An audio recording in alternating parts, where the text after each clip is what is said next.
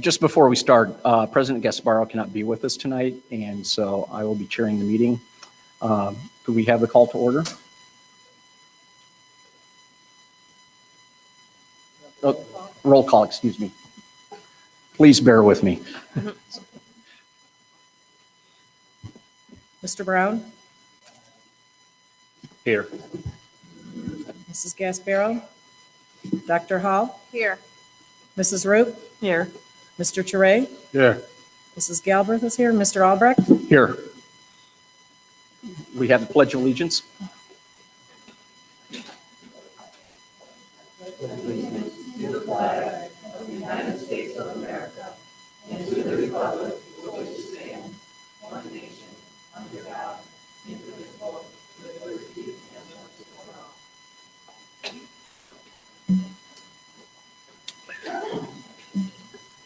And Mr. Brown, would you please read the mission statement? Sure.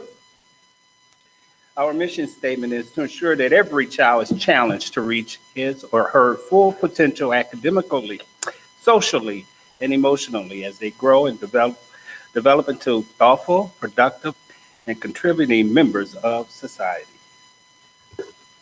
Thank you very much. You're welcome. So next we have public comment. We have two, Jerry. Okay. The first is from Mildred Morgan, and the topic is the plan.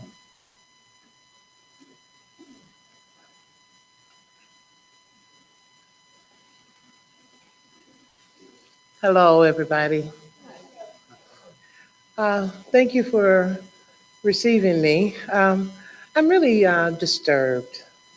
I was really touched, I think maybe about a month and a half, close to 2 months ago, when a couple of the female board members expressed how they had a concern about the plan and how it was all going. But I keep continuously hearing how the board wants to tear down the dome, also tear down other schools. I don't know, and I think this is why I'm here to ask. It seems like the plan is still going on, it's still continuing on. And I just wonder, do you respect what we say and what we're doing, how we feel about the plan? I think that's all I want to know. Do you respect that? Because a lot of people are not really into the plan. That's all I want to know. Thank you. Okay, and next we have James Young, trustee for Monee Township. His topic is Future Ready School District. Excuse me, recommendation number 3 is your topic. Thank you, Mr. Albrecht, Dr. Congolese, members of the board, and to our listening audience. The last board meeting, October 16th, I made 2 recommendations to the school district board. And I'm happy to see that we are moving in a somewhat of a positive direction. As I walked in this morning, I saw the students presenting the diversity training competency, cultural competency type training. So that's a good thing. We're building from the bottom up, but we still need to go from the top down. We need 100% accountability with this diversity training among all staff, including the board members. Okay, with that being said, I'm also happy that I was not able to identify that National Investigations contract has been renewed. So that's a good thing. And I'm still willing to provide you with a way of dealing with this residency issue whenever you ask me to, okay? And it won't cost you anything. I got a few recommendations on that one.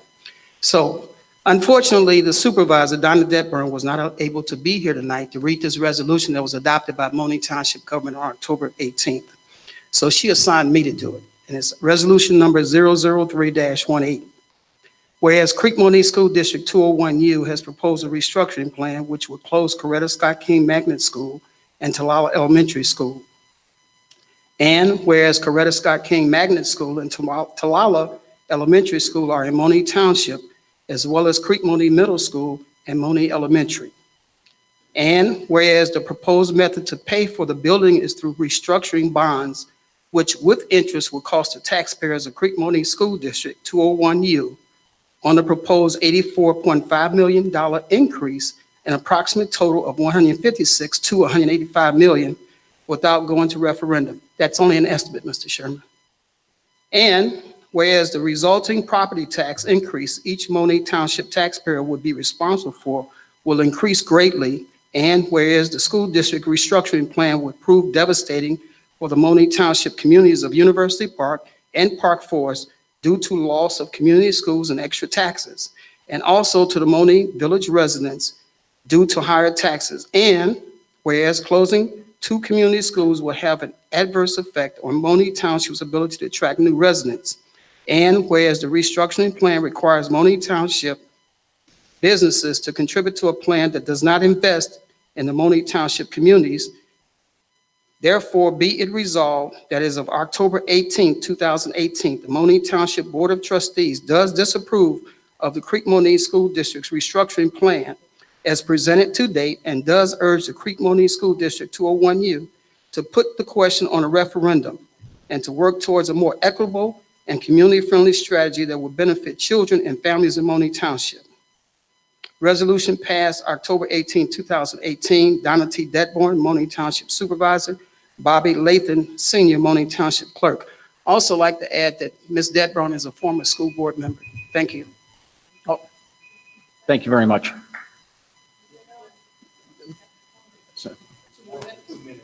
Yes, 5 which should have been minutes? 5. Okay, cool. So that was recommendation number 3. Okay, I'm of the opinion that once we put our heads together, as you suggested, Ms. Roop, about putting some more passion into solving the problem rather than working against it, I'm pretty certain we can come up with a reasonable plan for the restructuring of this district. So I'm available to help you do some brainstorming. It's not going to cost you anything. Okay, so you don't have to worry about no financial expenses involved. Okay, so that's what I believe. Thank you. I'm done. Thank you. Okay. Next on the agenda.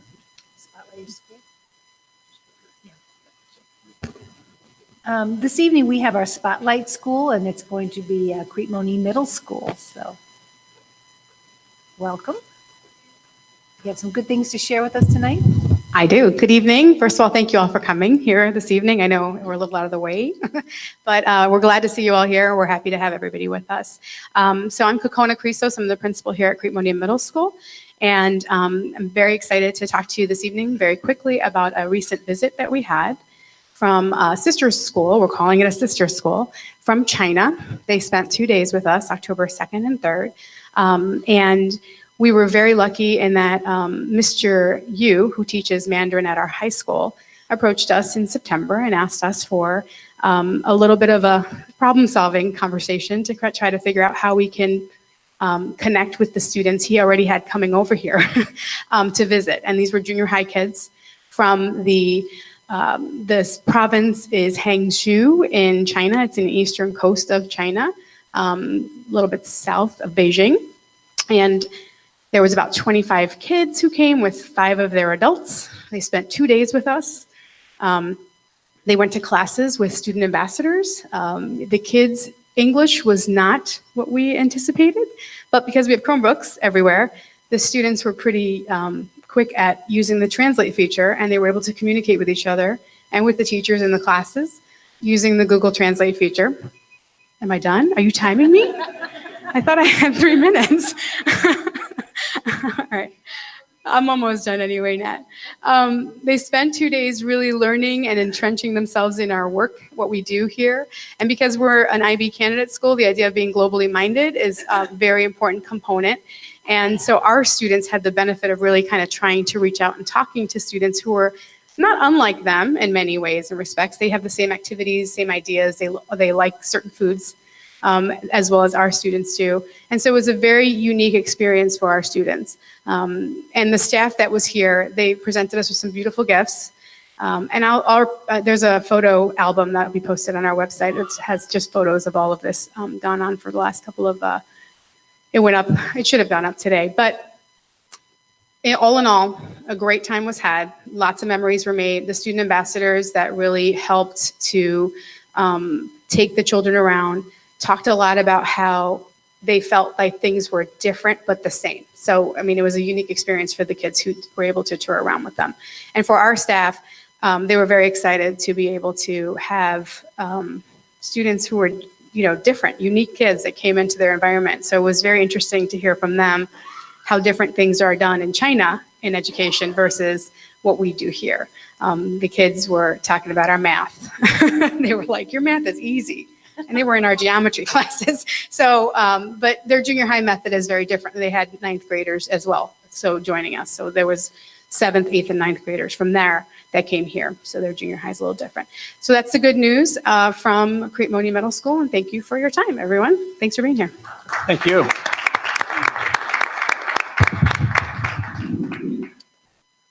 Okay. Just make a quick comment. Just thank you again, Ms. Kokona. And just for our kids to have an opportunity to benchmark, so to speak, with, the kids from China is extraordinary. And it just kind of shows us where we need to go when the kids from China say, hey, your math is easy, okay? Gives us the opportunity to excel. So thank you. Okay. I'd also like to add to that. I think that's just a wonderful opportunity for our kids to be exposed to other cultures, as well as seeing the likeness and the differences. I did get to see that group when they came to the high school. So it was interesting, just talking with them briefly. But I think that we should look for more ways that we can expose our kids past these four walls, past these communities, and help them to gain an appreciation and understanding of other cultures. And I think that's part of cultural competency. So kudos to you and the high school for having us. Any other board members have comments? Well, I agree. It's all about exposure, and I'm sure it took a lot of quick thinking, so thank you for being so accommodating and making it happen.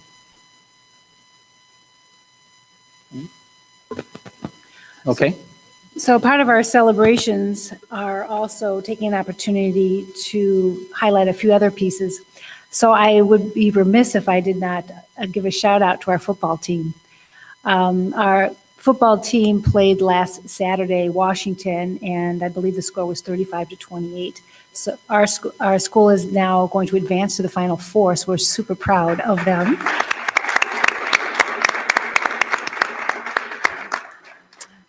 This Saturday, they're going to be playing Richards on the 17th at 2 p.m., so we hope that everybody can come out and watch them. I know we had several board members at the game, as well as many other staff and faculty, either cheering from home on the sidelines or here in our stands. But please come out if you can and cheer them on. So good job. I know some of us will be at the school board convention, and unfortunately, I'm presenting during that time, so I won't be able to be there. But it was a great, yes. You have to check with the texting. That's what I do. Yeah. Absolutely. Yeah, but I'm sure Miss Trish will be there, cheering them on with that spirit and really, all of that. So we wish them the best. Great, thank you. Part of this evening was to talk about leadership. And tonight, we want to also spend some time recognizing some prominent leaders in our district, and that is our school board members. This week is the anniversary of National School Board recognition. In fact, November 15th, later this week, will mark the 10th anniversary of this National School Board Day in Illinois. And this is an opportunity for the district and community to thank our school board members for their commitment to providing a local governance voice for your educational decisions. Board members craft a vision, a mission, and goals that accurately reflect the desires expressed by communities, parents, and residents. They take their positions very seriously, and they view their roles as a way to create lasting educational opportunities for every student in our district. When it comes to public service, school board members are some of the most selfless volunteers around. They give their time, they give their energy, and they also give time away from families to do very important work. They are on the front line. They're advocating, providing a local voice in our public school systems. They serve not for a paycheck, but instead to protect the community's tax dollars and provide a pathway for success to our students. November 15 this year has been designated as School Board Members' Day in Illinois. Leadership for our community and our schools begins with the tireless work of our local board and education. And this is our time to thank you for all of your work that you do here every day with us. What I'd like to do is take a minute to come around, and I have a little something for you.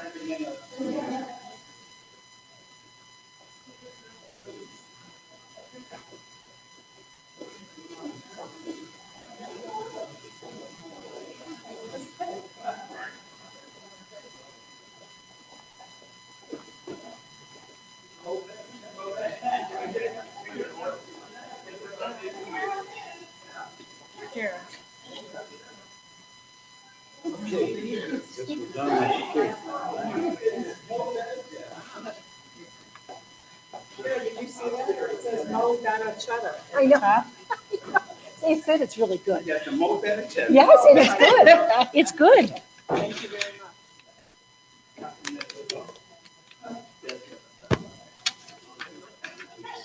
Okay. Okay, we have strategic plan proposal next. So back to the superintendent now? Yes. Thank you. Thank you. First of all, thank you. You're so welcome. You're so welcome. Next on my report is, this evening, the board has asked that we take a look at the strategic plan before we really talk about any further work on our facility plan. And so what I've done today is I've asked for Dr. Bob Mendonia to come and speak with you about a strategic plan process. Dr. Madonia has served as a superintendent in several other districts prior to his retirement, but right now he exclusively works with school boards. He's worked with some local boards in our area, specifically on strategic plans.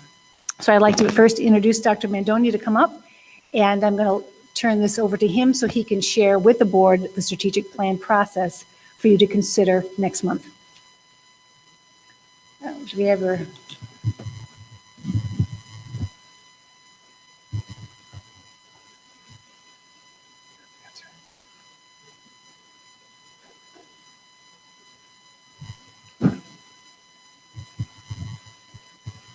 Okay, thank you very much.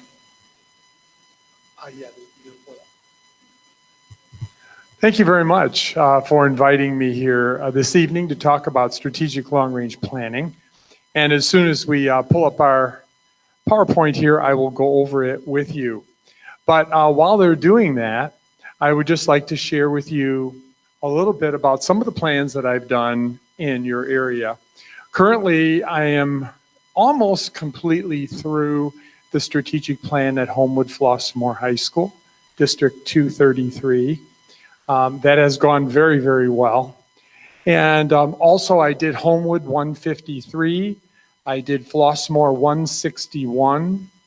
And I've done Lincoln Way, School District 210. So those are the ones that are in your immediate area. However, I have done numerous ones in West Cook County, Lake County, and throughout the metropolitan Chicago area. So what I'd like to do is to take you through some of the information about strategic planning and then answer any questions that you might have. First of all, the benefits of a strategic plan are plentiful. It's an excellent planning tool for the next 5 years, but it's also an outstanding public relations experience. It showcases the leadership of the board and the superintendent and really sets a vision for the future and a benchmark for growth for each of 5 years. And as I just referenced while we were loading the plan, those were some of the districts that we have served in terms of doing strategic plans that are in your area. Next, I'd like to talk a little bit about the components of strategic planning. The first component is the focus area core values, and that is a very essential component that we will talk about that is the foundation of our planning. And then we'll talk a little bit about the assessment and the annual evaluation. We'll talk about strategic goals, and we'll also talk about action plans. So once we commence work on a 5-year strategic plan, we'll put together a calendar, and so which will map out everything we're going to do. And so I just want to let you know that the typical strategic planning process takes between 3 and 4 months. And so you can kind of get an idea then of the time frame span. But what we will do at the beginning of our work is nail down all dates, nail down everything on the calendar so everyone knows exactly when the different points are taking place in the calendar. So let's start out talking about the focus areas of study. The focus areas of study are the core values and are the basic elements of how we go about our work. They are rooted in these focus areas of long-range planning, and the board and superintendent in every district that undergoes a strategic plan establishes those focus areas of study. And so what we propose at the beginning of our process is having a 2-hour workshop with the board to put together and to identify all the needs that you see from your vantage point that are important for the next 5 years for your school district. While we are brainstorming those ideas, I will be putting them up, those ideas up on easels that we'll have around the room. And as we're talking about them, we'll be categorizing them. And at the end of that 2-hour workshop, the categories that we identify as a result of all of your input will become the focus areas of study. So that is the beginning piece and the very first step of strategic planning. Then The other thing I like to do for the board and also for our strategic planning committee is to give them an idea of what is best practice in the field. Because we know that in doing strategic planning, we're going to be talking to all kinds of stakeholders in the school district, not all of whom are educators. So it's difficult for them to know what some of the issues are in education and what is best practice for schools. And so we give them an idea and define some of those best practices, not for them to specifically incorporate those into your plan, but merely to consider them as you go through the planning process. So I think many people find that very helpful, particularly those that are not educators. The evaluation component is quite simple. Once the focus areas of study are established, then the next step is to put together a survey for the school district to collect input from all stakeholders on what they think are important in those 5 focus areas of study. So what we're doing, it's a broad-based collaboration where we're actually engaging everyone, from community members to parents, everyone across the district, to give input on those focus areas of study.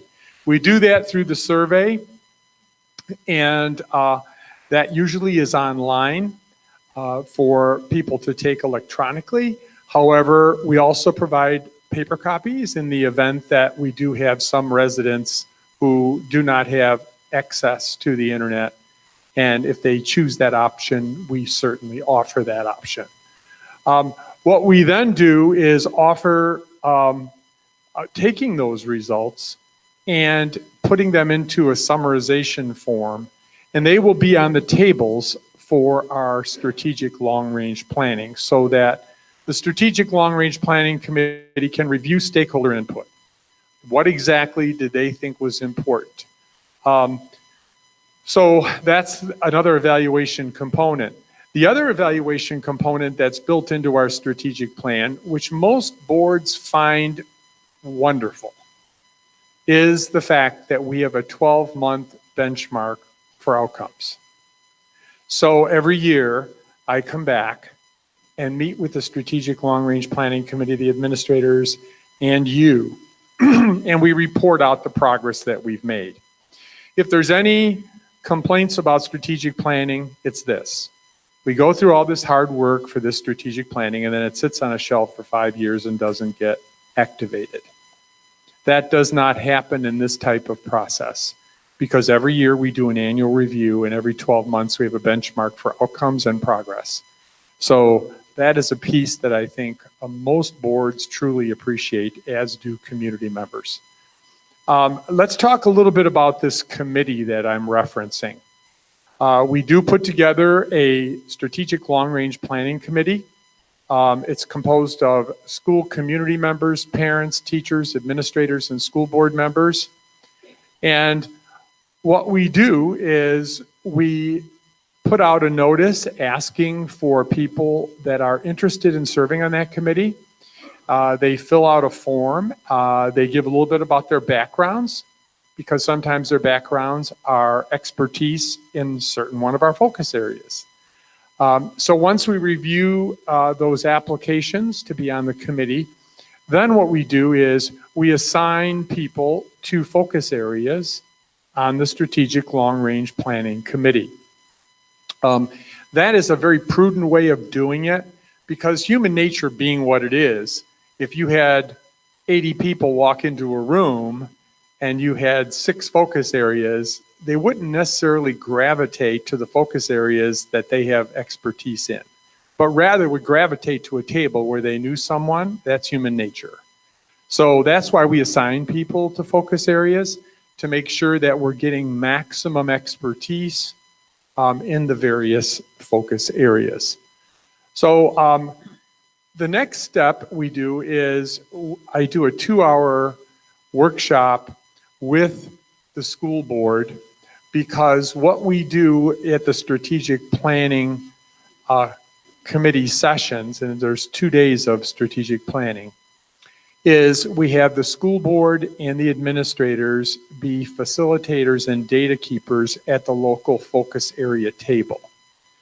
This is an amazing, amazing experience for administrators and board members who connect with their community, who get to know their community, to dialogue with their community, and to firsthand hear input from them directly.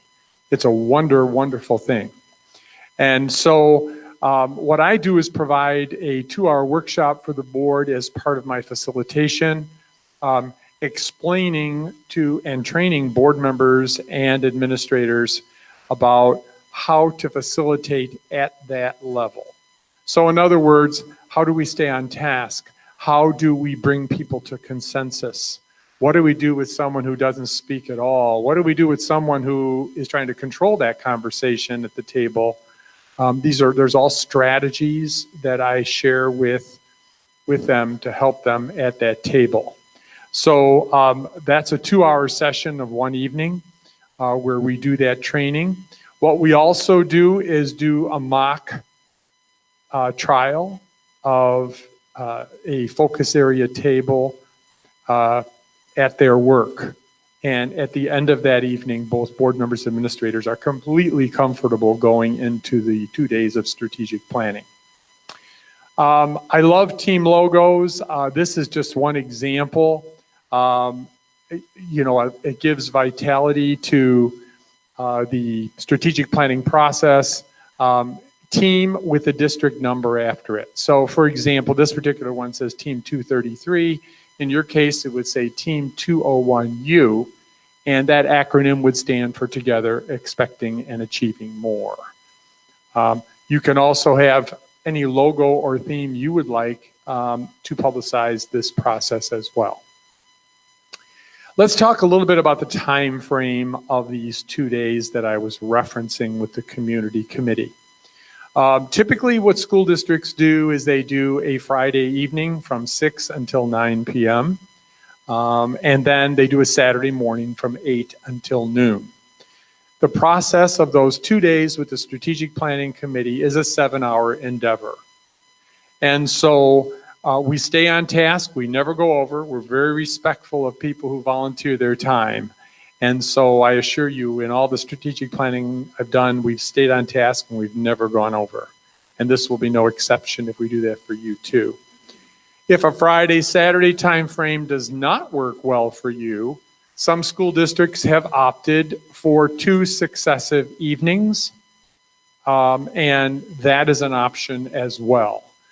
So that just depends on what your availability is and what you think would be appropriate for your school district.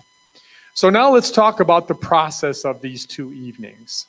Once again, the results of our survey will be at the tables of strategic planning at the focus area tables. So we will have, the committee will have the opportunity to review the feedback that was given about what's important for the district for the next 5 years in those 5 or 6 focus areas that have been identified by the board. What we will do as our first charge of that evening will be for each focus area to spend about 90 minutes having a conversation about identifying the 5 priorities that are important in that focus area. And they have to be, they're itemized and prioritized. And so what we end up doing is, for example, many school districts have one of their focus areas is finance. And I don't think that's any surprise to anyone considering the challenges that public school districts are facing with finance of the state and finance of local districts. So the task of the finance group, if that's the example we're using, would be to make a 5-item prioritized list of what's important for this district for the next 5 years as it relates to finance. And so they will brainstorm ideas around that table of the people assigned to that group. They will come to consensus and they will prioritize. What we will also do is we will identify a Google Docs document, and the data keeper at the table, once they identify the 5-item prioritized list, will type it into the Google Docs document. All 5 or 6 focus area groups will do the same thing. And at the end of round 1, we have 1 sheet of paper with 6 focus areas, if that's the case, and all their 5-item prioritized list on 1 sheet, which is a wonderful thing. That usually rounds out day 1. And then we have the facilitators of each of those groups stand up in front of the entire group, and we have them explain their 5-item prioritized list and why they thought that was important. The next charge that we face is for everyone to have a copy of that Google Docs document that I referenced, which has all focus areas, 5-item prioritized list on it. And what they're going to do next is to look not at their list, because they just created their list, but they're going to look at everybody else's lists.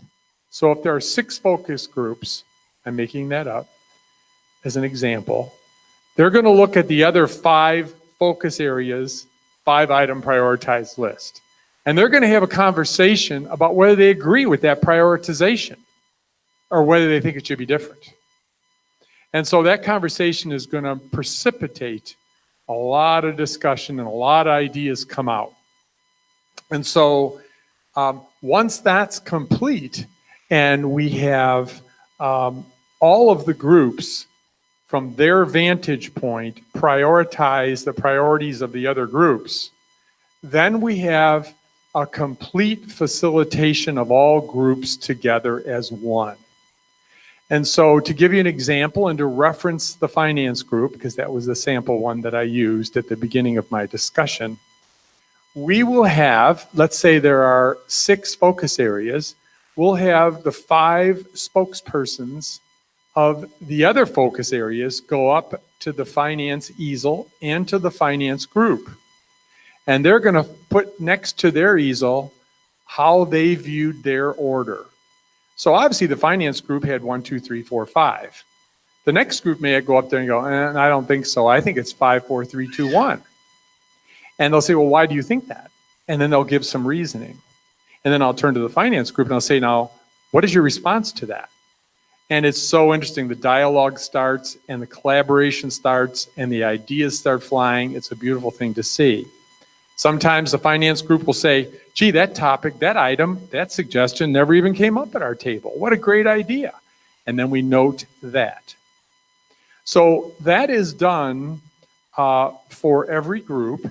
And that finance group then collects that data. And so in that 5-item prioritized list, they end up with 6 numbers of what the priorities should be. And so at the end of that round, then each focus area group does an evaluation of what is the final order, okay? And once that final order is identified, then we actually give individuals the opportunity to voice their opinion. And so what we do is we give each person 2 circular adhesive dots of each color, and every focus group has a color. And they go up to each easel and they put their personal number 1 and 2 top 2 items. Okay? Now, usually after that vote, it's exactly the same as the final evaluation because we just had this massive facilitation and discussion about all areas. So usually it matches up pretty well at the end.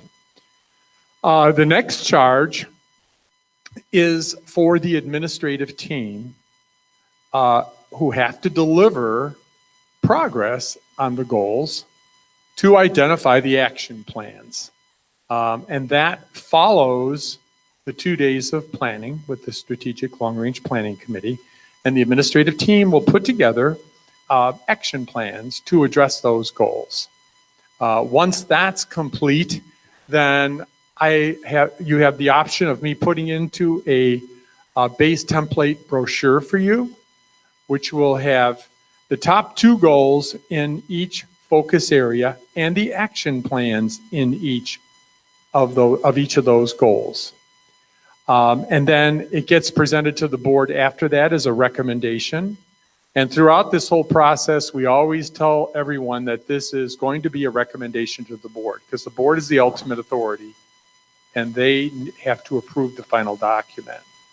Okay, so it's a wonderful opportunity to engage your community, and it's a wonderful opportunity to set a vision for 5 years. Now, in addition to that, what is wonderful is that it connects you with your community, and it allows you the opportunity to think of the future. It has 5 years of depth, and here's why. We only address the top 2 goals at each time, because it's very important to do a lot in your top 2, then very little in all 5. So that makes total sense. That's why we prioritize. We want to make progress in our top priorities.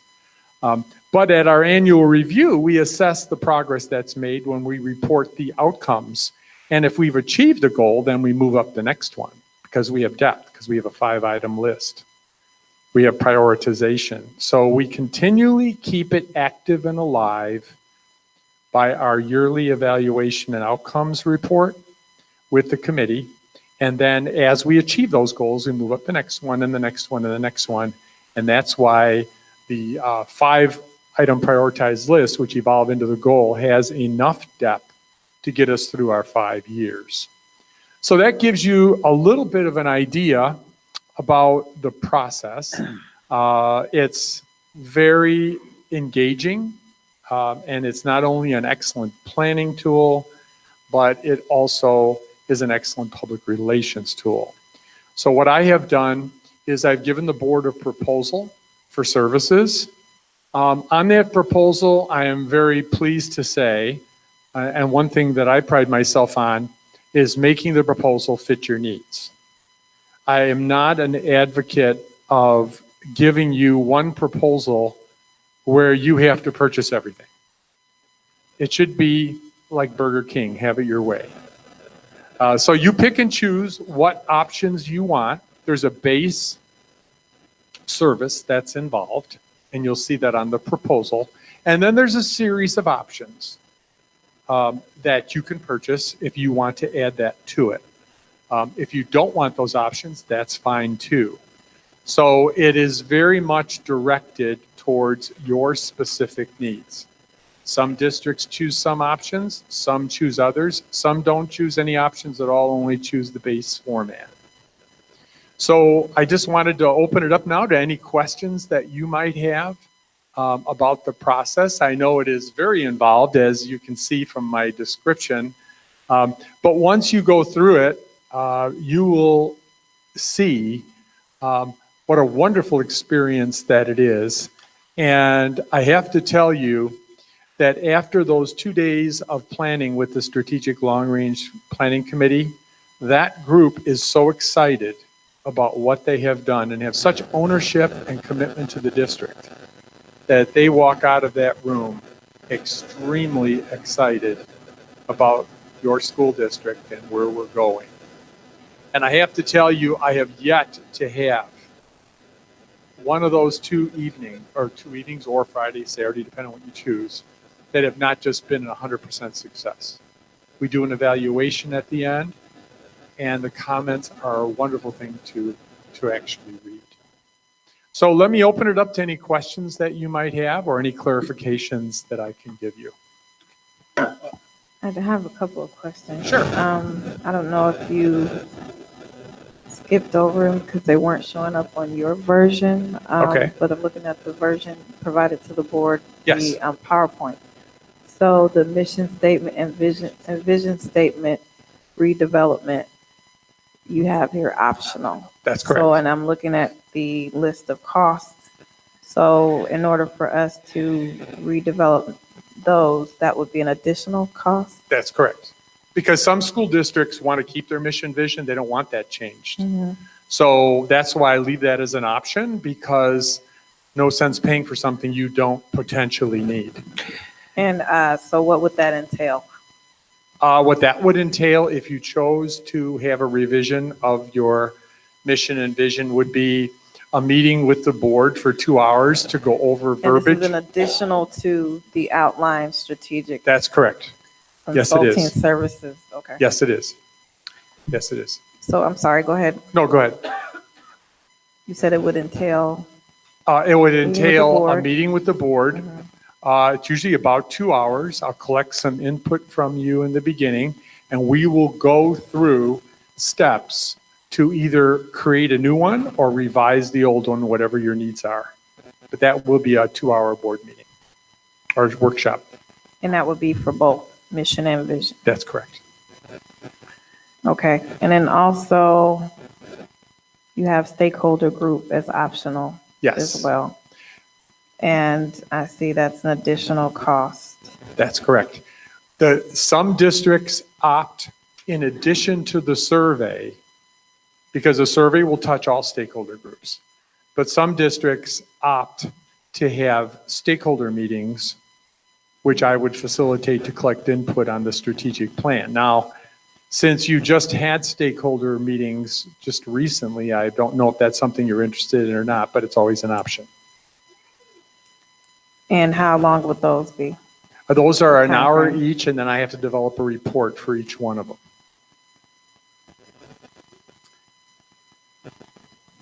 Okay. And as far as the committee, Yes.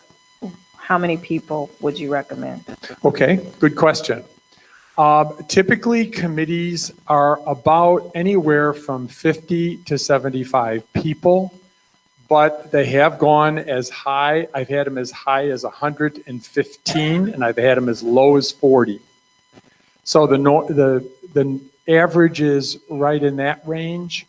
However, remember, whatever number your group is, divisible by your focus areas will represent how many people will be at each table. So for example, if you had, 6 focus areas and you had 10 people at the table, that's 60 people. And of course, if you want more than that, you'd have more than that. Now, the reason why I leave that flexible is this reason, because some districts choose, because they have so many people that want to be on the committee, they review those applications who best fit their focus areas, and they select those that best fit. Some districts don't do that at all, and some districts just take anyone who applies. So then it could be much higher. So that depends on what your local decision is. For example, at Lincoln Way 210, they chose to take everyone. So we ended up with about 115 people. And we had 6 focus areas. So you can see if you divide 6 into 115, that would tell you how many are in each focus area. But I'm flexible with that. It depends on what your needs and what your desires are. And we'll comply with that. Who decided? So, Go ahead. I'm sorry. Go ahead. So a few years ago when I was president, we did something similar where we had a facilities group of stakeholders that took the time to come together and create a plan Mhm. for moving forward. Yes, We had an application process. yes. Natalie, you in there? Where is she? Oh, okay. Natalie, I think, designed it. So we did it more so application and applying because we wanted to specifically have a representation, a good representation of our stakeholders. Yes. So you said you can do it either way. You've done it both ways. What would be the benefits of either one, and well, basically advantages and disadvantages? Okay, good question. Good question. Well, the disadvantage is very clear in that you're limiting people from getting onto the committee. That's obviously a disadvantage. If the advantage of limiting it and picking those that match the focus areas is you have people who have expertise in those areas that are now going to be part of those discussions. So that's the pro and the con. Obviously, you're going to have much larger groups if everyone who volunteers comes on. That does elongate it because it's longer the discussions need to take place. It doesn't mean it can't be done, because it can be done. Okay. So those are the pros and cons. I mean, obviously, if you limit it just to those who have that expertise, you end up with more expertise at that table. That doesn't mean, though, without just letting everybody on, you don't have good discussions, because you do. So it's a choice that you as a local district would make. At the beginning, you said that this could be a 4 to 5 month process. 3 to But then you're 4. saying 3 3 to to 4. 4, okay, and then you're Yes. saying 2 days. I'm confused. So, Well, Surveys and all. well, don't forget, you're starting out first with the focus area development. Then it takes time. It takes at least a couple of weeks to develop the survey. It's going to go through drafts and you mean redrafts. from point A to point, basically from correct. beginning to end. That's 3 to correct. 4 months. That's correct. Okay. Because then the survey has to be out for 2 weeks. That's another 2 weeks.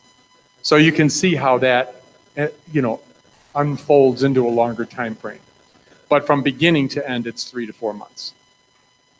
And is there an additional cost for your annual checkup, I'll call it? Are you Is that talking on- about The annual review? the annual evaluation? review? Yes, that's separate. That's an hourly fee up to $165 an hour. And that's a standard fee. And that would be, usually that Not on takes, here. well, that would not be on there because that's not part of the proposal. That would just take place. No, I'm looking at your The following additional year. things. I'm saying it's not listed as an additional Right, it would thing not be. to add on. It would not be, because right now, doing the plan, we would not be doing an evaluation.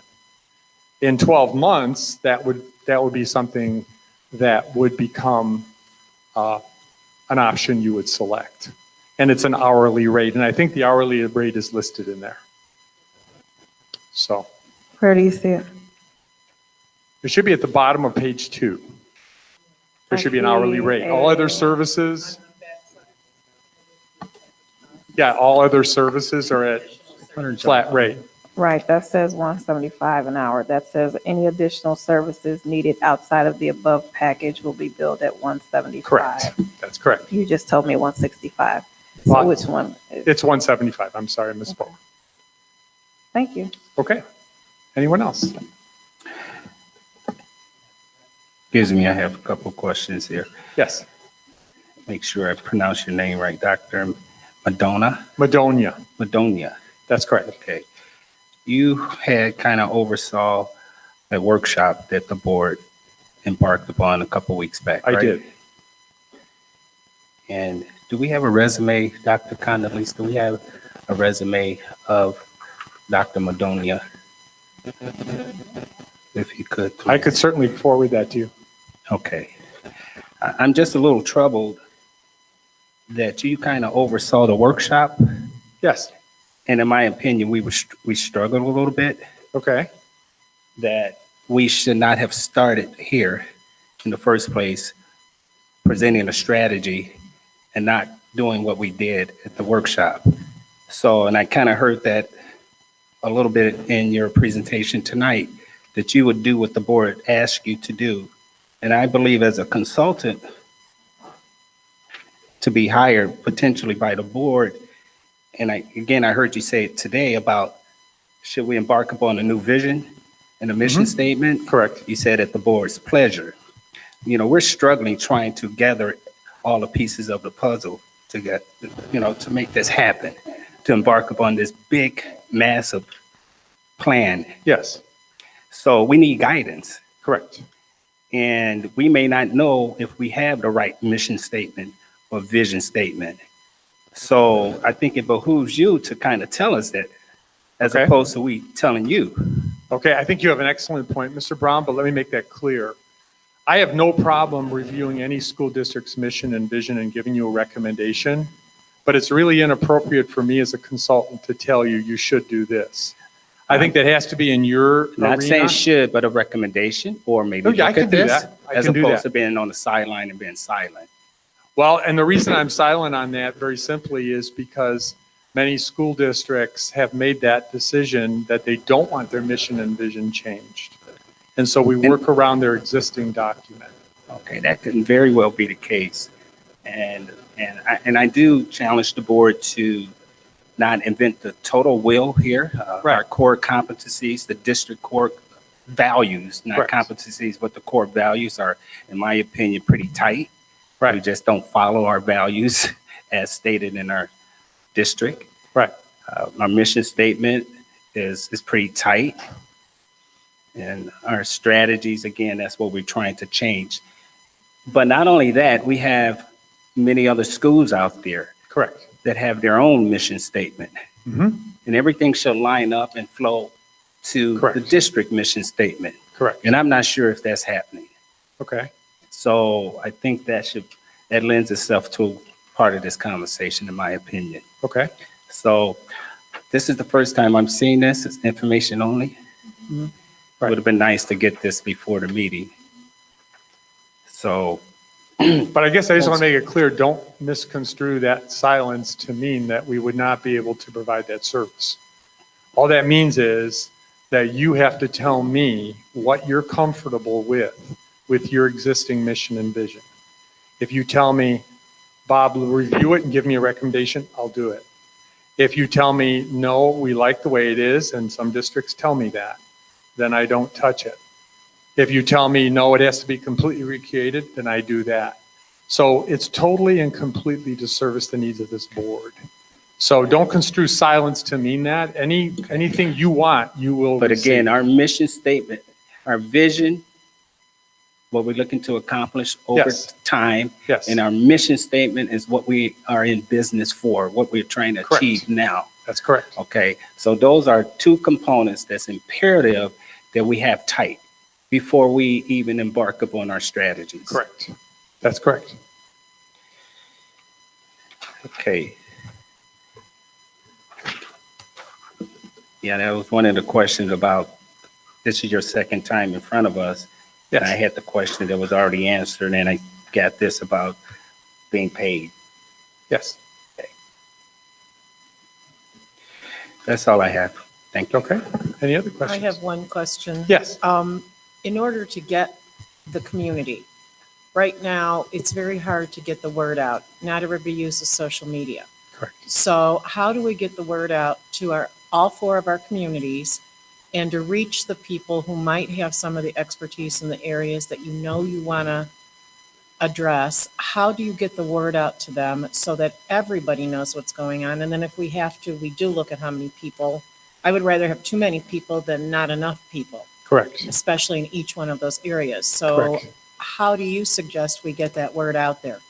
Well, there's many avenues to do that. Obviously, through your website is one, social media, those are others. Those that may not have access to that, we do that through press releases in the local newspapers, through your municipalities in putting it in on their communiques and communications, sending out district newsletters. Some districts do that. It is multifaceted, and some districts do it, sending it out on an email listserv, requesting volunteers and people to apply. Some do it in mailings. There are a number of different ways, but you're absolutely correct.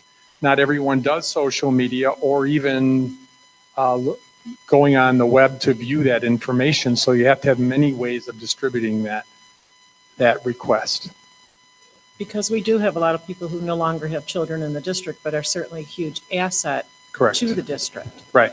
And our problem is that those people do not get the word. And many of our township newsletters, our town newsletters only come out every 3 months. So Mhm. the timely factor there is a problem. So my concern is that we are not reaching out to people that we need to reach Right. regularly, let alone something this important. Sure.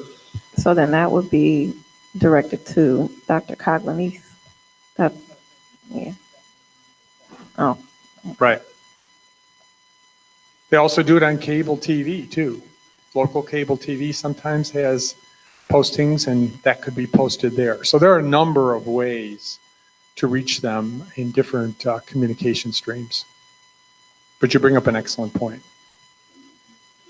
Bob, can I get clarity on the stakeholder meeting? So this is a night, like one night, basically, where you would open it up for, That's correct. we'd advertise in however many ways. Okay, I'll give you an example. Okay. Okay, over at Homewood Flossmoor, 233, they did have stakeholder meetings. They opted for that. We had one We put parents for an hour one evening. We had community for an hour one evening. I came back another day. We did staff and students. That's what 233 did. So those are just some examples, but they're hour-long sessions, and we advertise them, and people can come in and give their own personal input. And if they can't make it, then they fill out the survey online or hard copy survey. And is that hour-long session, that's considered a meeting? I'm sorry, I didn't know what you were talking about. So that's considered a meeting, the hour-long Yes, session? is a meeting? and the follow-up report, because I have to log all of that and put that into a report. Okay. Yeah, so there's that paperwork as well. I have a couple of Yes. questions for you. We have the strategic plan from 2008 to 13. Yes. Okay. Have you been made aware of this? Have you read it? I have not read it, but I have been aware of it, yes. Okay. To go along with what Mr. Brown said, not reinvent the whole wheel. Perhaps there's things in here that we can use that would help us. Mhm. The plan was put in effect by the school board in the past.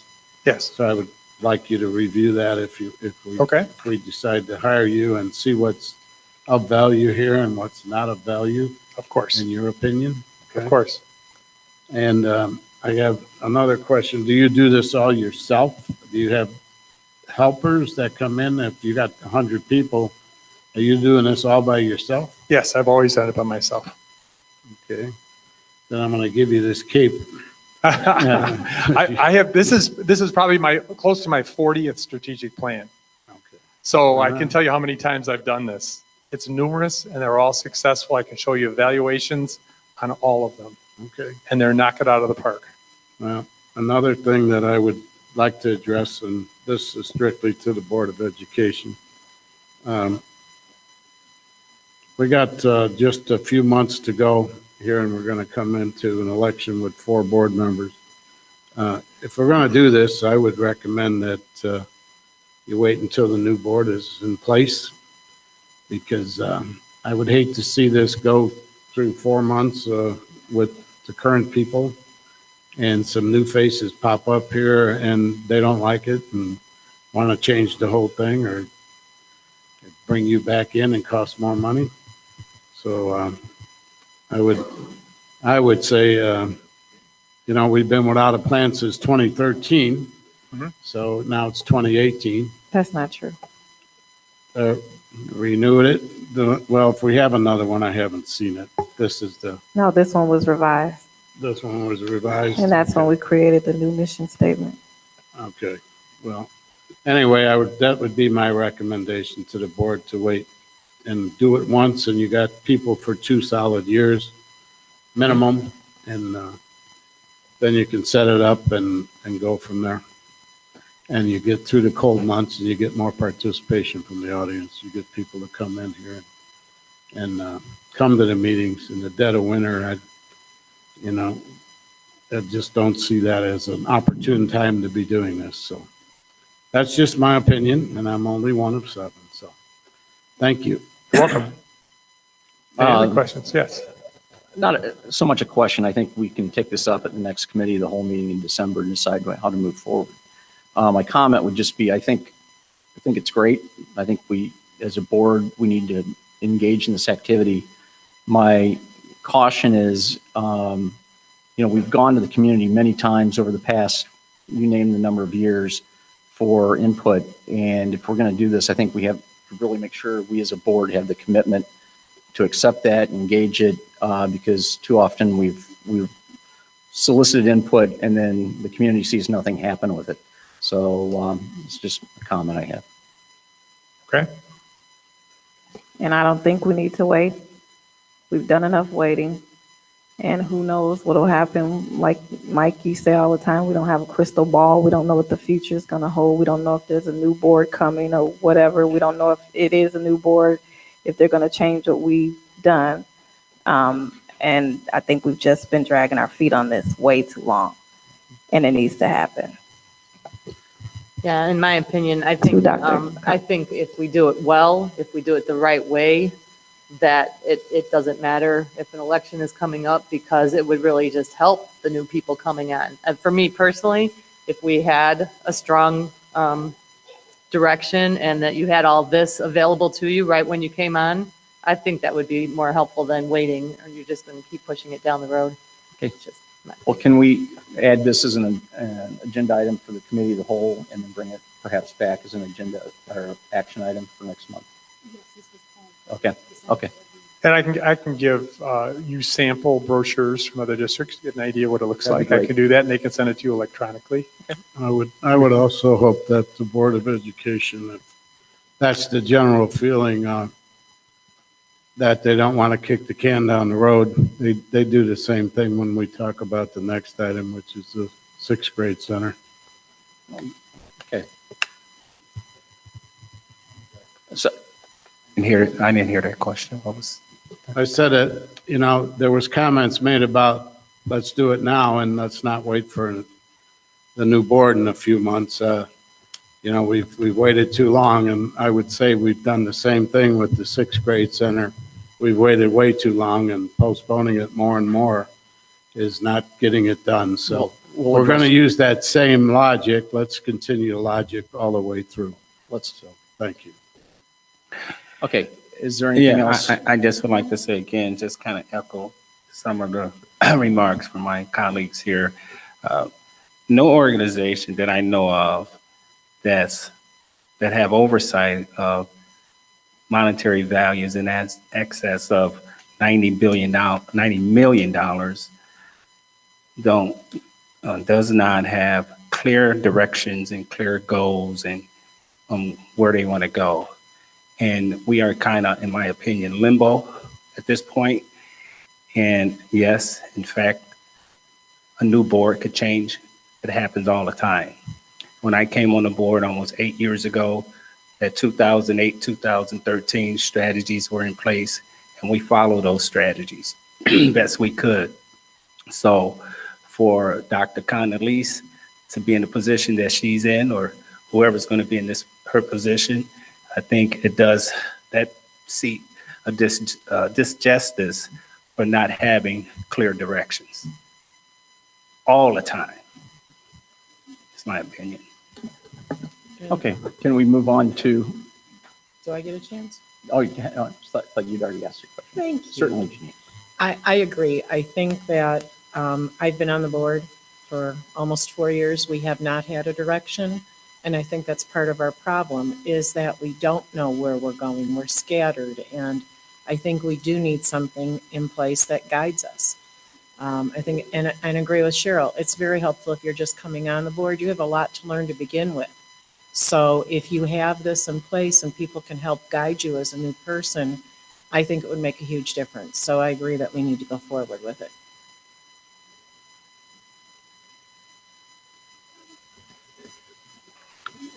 Any other questions for Dr. Mardona?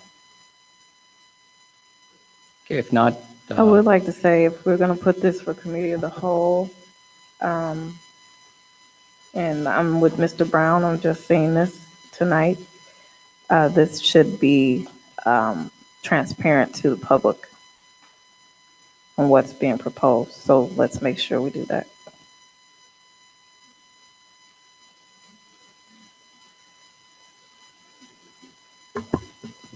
Well, anything that we would agree upon putting forth at the December board meeting would have to be published.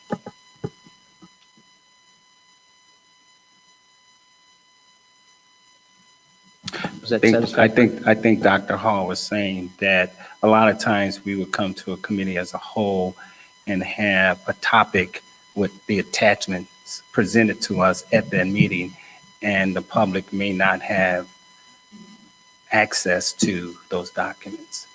So I think like a resume, whatever, we put that on the agenda as an attachment where the public can see it as well, things of that nature. Yes, in the contract. Mhm. So everything we're seeing, the public should have access to it. This is a proposal for consulting services, so I feel even just odd talking about these amounts and just having gotten it a few minutes ago, and We have people here, I'm sure they want to know what we're talking about, so. Anything That's what I'm short of saying. a closed session, when you talk about contracts or whatever, whatever we can give out and disseminate to the public, so we should do it. So we know the guidelines, open meeting acts and all that stuff.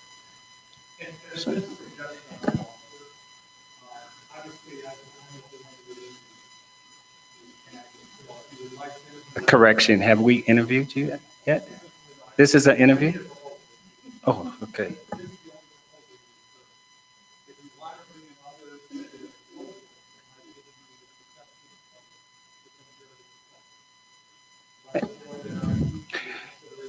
And that's a good, thank you for that, sharing with us with that. I know the superintendent have limitations on what she could do as far as monetary value, a cap or whatever. And then we have in our policy that there's a 25,000 limit, there's a 5,000 limit. It depends on what we're seeking. So we have to look at that to make sure that it doesn't require 3 separate bids. Or do we give our superintendent, you can, talk to us about it. Hey, I have authority per se given to me by the board to just single source this requirement here.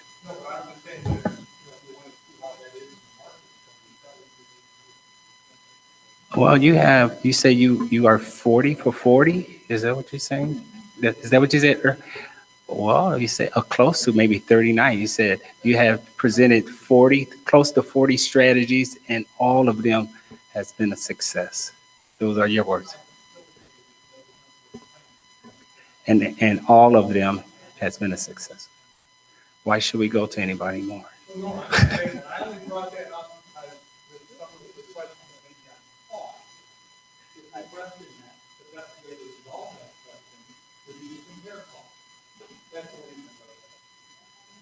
And again, in my opinion, it just will not be cost. It'll be the whole package. The whole package.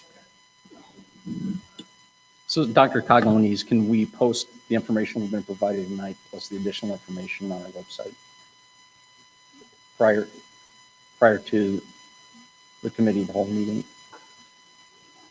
I'm not clear. You're asking me to publish this proposal on the website?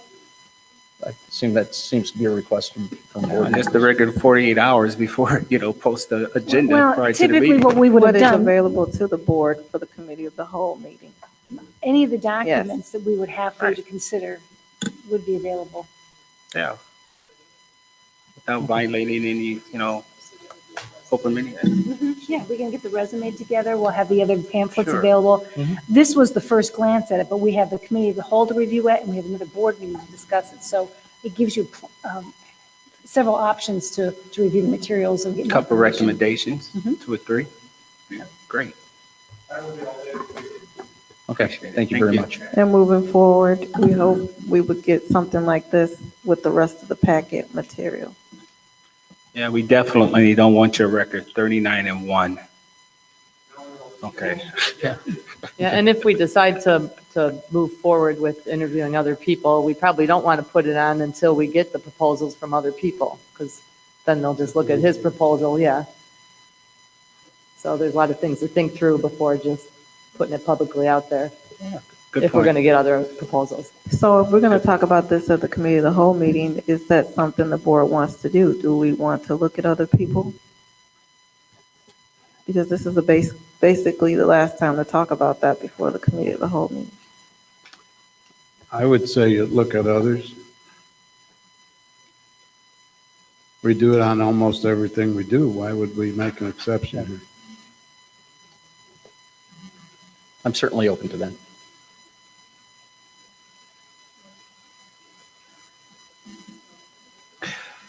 Again, it falls under single source and monetary value. There's things we do not go out for bid on. If we fall within those limits, our superintendent feel comfortable with the person she's selecting. We feel comfortable. There's not a huge monetary amount here, so. Yes, It's 25,000, but it's- 25,000. Specialized service, we don't. Yeah, this is considered specialized service that we don't have to go out for a bid of 3. I think the benefit is that we've worked with it's Dr., right? Madonia, before, so we know his style and all of that. And I haven't heard any complaints from anybody about that. But the thought is, do we want to look at other people? And it seems like everybody, or pretty much the majority, wants to entertain looking at other consultants. I feel the way Mr. Brown was talking. I mean, if we're comfortable, it's the meets the special need. He provides a resume. I mean, we have a month if we get this information. We have at least 3 weeks to, as a board, everybody take a look at it.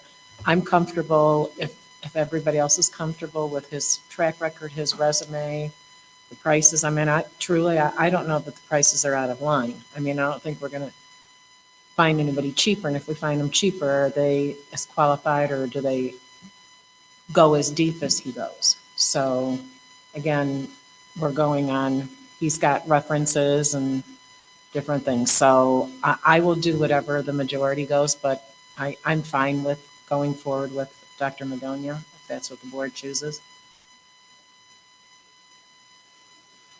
Yeah, I guess same here. I think we want to get somebody hired so we can get started as soon as possible on this process.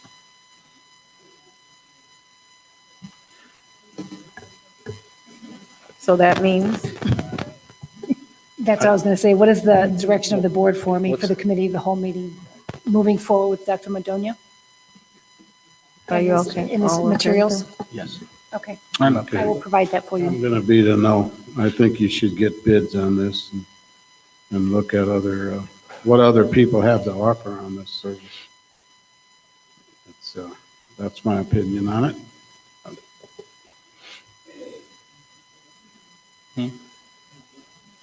I think I will go with the majority of the board. I see pros and cons because we work with him. The districts he's worked with, also, we're very limited on time. So doing a proposal review or whatever might push us back. Though I do think that we should be in the practice of looking at other people, but I'll go with whatever the majority is. So, Again, in that position, that our superintendent has brought Dr. Madonia, and he has presented himself. There's a few little glitches here that need to have fine-tuned, but in a nutshell, overall, with a track record that he claims and alleged to have oversight of, a 39-0 record of success, I don't think you're going to find too many people that bring a track record like that. again, Well, I maybe would, if we can just get some prices, because I think Janine said something, or a couple of you, about, is this the normal cost? I think At it least is, looking just for an hourly rate for a professional like that. I can say I agree, but I'm thinking as a board to be fiscally responsible, at least looking at what are the normal rates in comparison to what's being proposed. well, I'm not sure how you would source that without requesting other proposals. So, And I think Dr. Connolly's can probably get that for a consultant of this nature, what's considered a normal hourly rate for professional consulting Strategic purposes. planning. There's many people that do strategic planning. Yeah. So, If you'd like me, I could probably get some rough estimates from somebody just giving me, a couple quotes. I can put that in my weekly updates.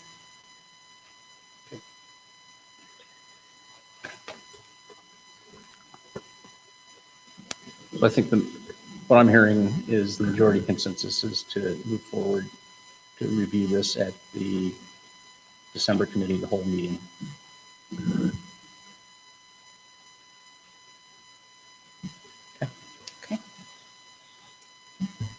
Okay, any other superintendent items? No. Okay. Second administrative update, business property tax relief grant program. Mr. Serma? Thank you. I just wanted to update the board on the property tax relief grant program that's established as part of the new evidence-based funding model I think as I reported to the board before, there is, as part of the funding model, there's $50 million in additional funding that would be set aside to offer relief to school districts that have high tax rates and low EAVs, that we could apply for a grant for that. I had mentioned, I know the last time that the applications were not out, but they are now out. And also I've included for the board and also for the public, a calculation, kind of a spreadsheet that has all the calculations on there when it comes to the property relief grant program.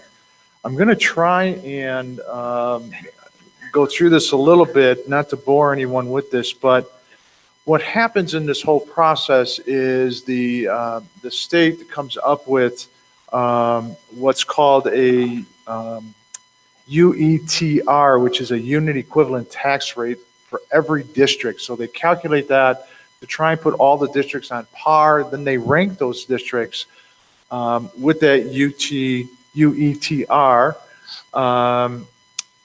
to determine then what may be applied for, what the maximum amount you can apply for based on EAV and all of that. And that's what this chart shows. For our specific district, when you rank out the UETR numbers, we rank 141st out of 851 districts. So what I put in the report was that, and then there are maximum amounts. So, and I'll just share just a couple of things real briefly. The maximum amount we could apply for, according to this chart, is about $4.9 million that we could apply for and then could give relief to our taxpayers on that.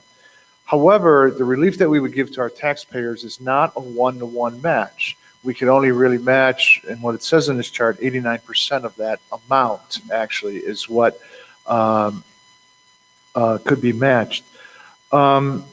Now, the other thing to keep in mind is I've read through a lot of this provision. They talk about ranking the districts by tax rate, but what they don't tell you is what the terminology tax rate means. Are they going by the UETR rate or are they going by the actual tax rates of districts? Because there's two separate entities there.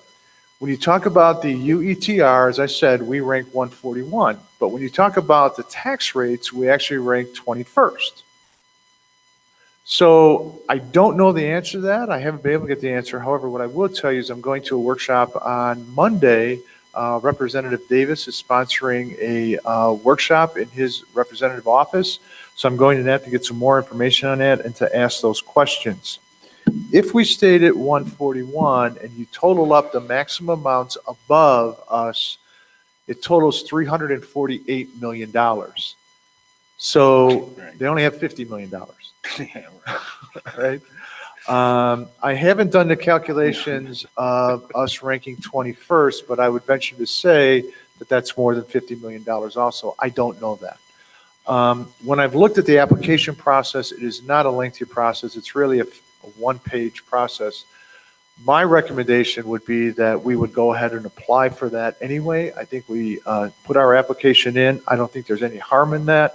I'd be doing the application, so there's no harm to any of that. I think at least we put that in and see where that lies, no matter what information I get on explaining this whole thing. I think it is important that we apply for these, and if we get $1, we get $1. If we get $1 million, we get $1 million. But that is kind of it in a nutshell. I've also attached another document to the information, which is how Property Tax Relief Pool Fund drives equity. It came out from Advance Illinois, and again, it kind of explains some of the process that takes place in that. So I don't know if there's any questions. I know Dr. Hall has worked on this also with the state legislature, and that. So Dr. Hall, I didn't know if you had anything you wanted to add to it, or if there's any other questions from the board. Just a little bit about the UETR. So a lot of times with the state, in order to put us all on the same level, they create these formulas. A part of that formula considers the size of the district too. So you have different multipliers, like we're a unit district. The cap on the tax relief for us is 1%. High school districts is 0.31%, and elementary 0.69%. And so I think that's where that whole ranking of us being 141 comes from. Also, something else you said. Oh, about the amount of the ones above us.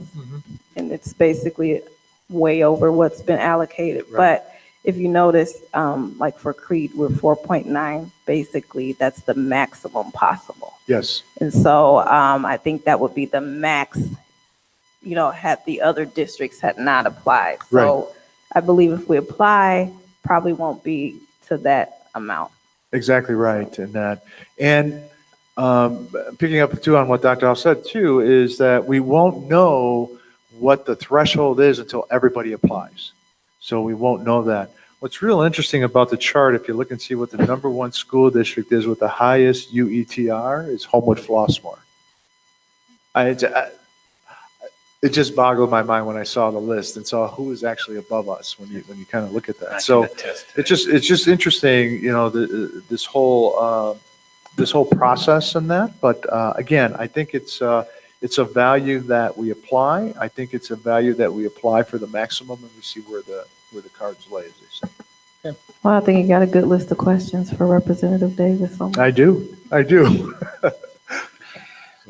Ken, this may be a little bit off subject, but yet it may be relevant. Sure.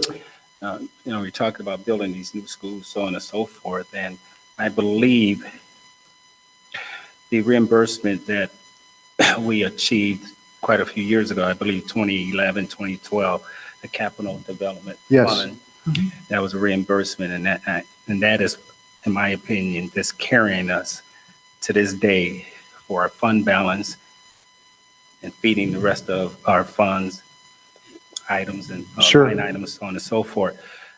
Have we looked at, or are we in position to seek reimbursements at all for building, capital development, and so on and so forth, in addition to environmental grants that's out there for such things as asbestos abatement, things of that nature? Sure. And even when it comes to a new school being efficient, being effective, energy efficient, greenhouse and all that stuff, grants out there. We're talking about tons of money.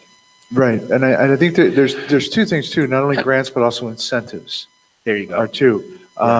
If you remember a few months ago when we started talking about this facility, we did apply to Commonwealth Edison for incentives for energy efficient. No, we have no money, I'm sorry. Well, don't say that now. But it was not only ComEd, but it's also tied in with NICOR too. Okay. So we have applied for those incentives, and we have applied for those programs too. I've had conversation also with some vendors on incentives for solar power too, and looking at that from an energy standpoint to assist us too. Well, could you bring back to the board, you don't have to get into all the details tonight, but could you bring back to the board saying in fact that you are looking at the Capital Development Fund reimbursement opportunity? Sure. This is what it takes. This is how we are doing it, because I don't want to wait to the 11th hour. Right.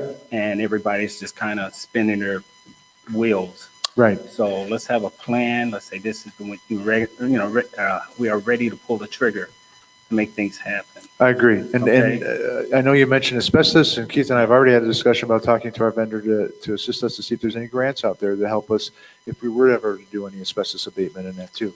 So we do look at that all the time. I can bring some additional information back to the board. I sure can. Yep. Okay. Appreciate it. Thank you. I have a question for you here. This property tax relief pool fund, this is a one-time shot from the legislature? No, not necessarily. It'll be a yearly, it's a yearly allocation that takes place over and above the $300 that would be $300 million that's allocated for the evidence-based funding model. I can't talk tonight, I apologize. The next $50 million is put into the program, and then anything above that goes back into evidence-based funding. Now, the other caveat to this is that. Also, any unused sorry. portion of the 50 million goes back into the Yes. evidence-based one. The other caveat to this is the fact that if you apply for it and get it, it becomes part of your base funding the next year, which is that's a huge benefit, in that. So, right now, and I just estimate these numbers, our evidence-based funding is about $18 million. Well, if we maxed out on this, another $4 million, now our base becomes $22 million.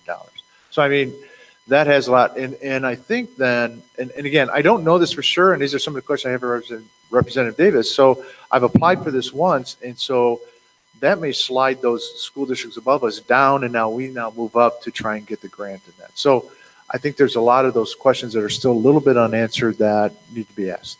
So what,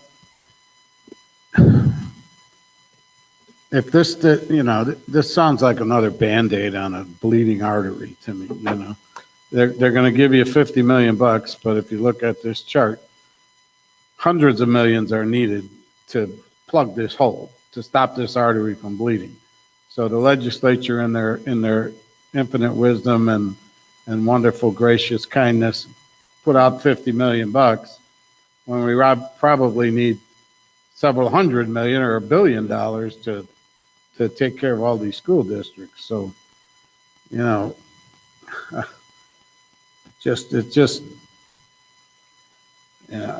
it gets me so angry to see this, that it's such a small amount when so much more is needed. And they take the biggest asset that we have in this country, our children, and they're second to so many things. And this has gone on for so long. And, it's got to stop someplace. I hope all the young people that are listening to this and watching this get involved politically and get this stuff corrected. Because I've been coming to these meetings for a quarter of a century, and it's the same thing over and over again. But this thing here, by all means apply for it. If we can get any money, I'm all for it. But it's solely lacking, and I hope you bring that to Representative Davis's attention, that this is a Band-Aid on a bleeding artery here. Thank you. I totally agree. But I think you have to realize that, we went a while without a budget. Then when we were able to get a budget, it required bipartisan support. And what we see is a compromise. So the compromise was the 50 million. And also, with the evidence-based funding formula, because we did not take money from districts and reallocate it to the most neediest districts, we did not have more money to put into things like this, because there were districts complaining, even if they were well-to-do districts, they didn't want to lose any of their state funding.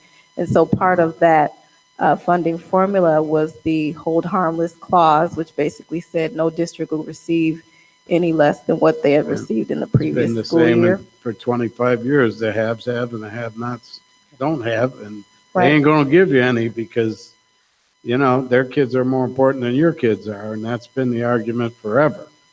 And it's sad. It's sad and pathetic because every kid should have the same opportunity and the same abilities, and it should be an equal and level playing field across this state and across this nation as far as that goes.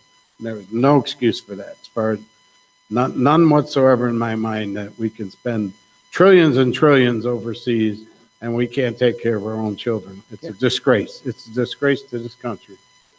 And as a veteran that put 21 years in uniform to preserve this system, it disgusts me to see this stuff happen.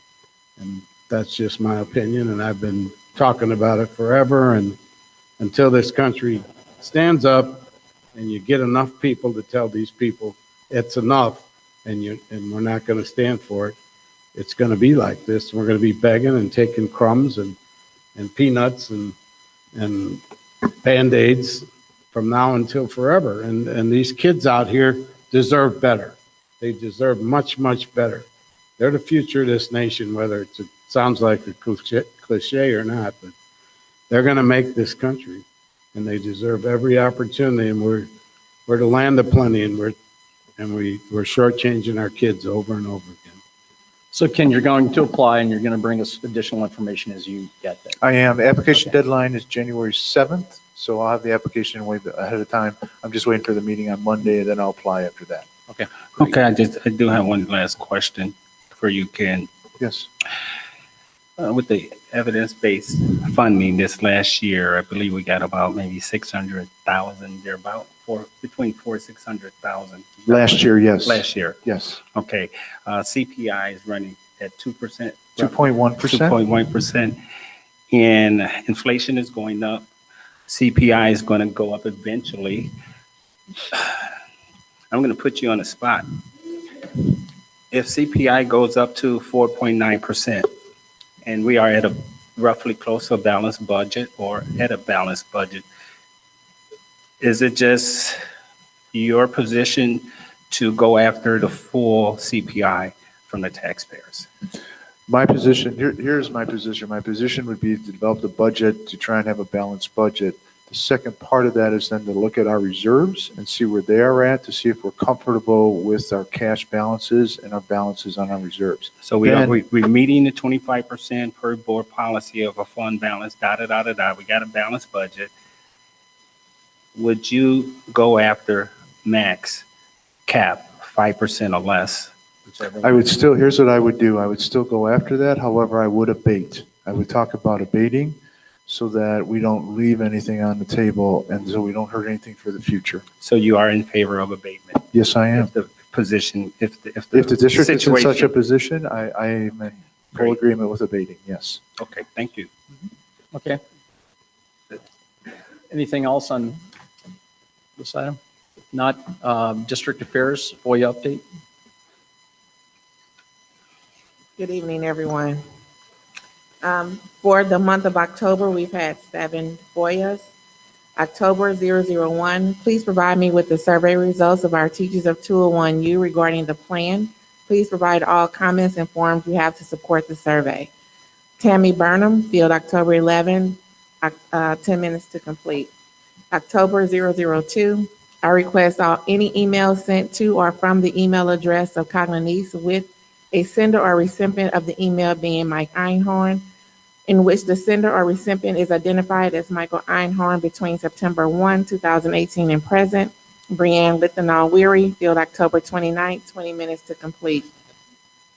October 003, a copy of the finalized one-year contract of CMSD 201U Interim Superintendent Dr. Kara Goglanese for the period of July 1, 2018 to June 2019. James Young, field October 26, 20 minutes to complete. October 004, any emails sent to or from Jennifer Gasparo, which include the phrase Open Meetings Act since October 6, 2018, as well as any attachments. Jamie Healy, field November 7th, 1 hour, 45 minutes to complete. October 005, emails sent to Dr. Kara Coglanese, Interim Superintendent, CMSD 201U from Mike Einhorn, Mayor, Village of Crete, and vice versa, between the period of July 1 through October 31st, 2018. James Young, field November 8th, 20 minutes to complete. October 006, all information, statistics, resources, names, and locations of other schools, collected data, consultant names, addresses, telephone numbers, and email addresses that CMSD 201U has reviewed, considered, and is using to support the position that grade centers are better than neighborhood schools for our district. James Young, field November 8, 20 minutes to complete. October 007, I request a copy of the Crete Monee interim candidate materials that CMSD 201U provided to ISB regarding the superintendent search process between the period of November 1, 2017 through June 29, 2018, clarified to be the superintendent search process only. James Young, field November 8, 2 hours, 12 minutes to complete. And that completes my report for the month of October. Thank you. Next, curriculum, school report cards. Thank you. Before I start, I just want to thank all of our administrators for staying this evening just to hear this report. I did ask them to come because The school report card comes out every year on October 31st and is required by ISB that we do a report at a regular school board meeting. The report card is it's getting more and more information on it. So it really is kind of the big academic piece of information that we have. The site itself, which you can see up on the screen there, IllinoisReportCard.com, is highly interactive, and there's more information on there that I can possibly cover. I think I spent an entire weekend clicking through and trying to process all the information. So I would encourage board members, other administrators, community members, parents to take some time and go through it. Basically, the report card is organized into 5 sections. That's academic progress, district environment, students, teachers, and administrators. And within each of those sections, there are several indicators, and you can click on those indicators and it will drill down into a lot of data. In your board packet, I did provide some information over a period of 3 or 4 years on 31 of the 41 indicators, so you can kind of look at that over time. And I put a single one-sheet piece of information on the back table for anyone that came in. But right now, I just want to kind of go through a few slides here that I had.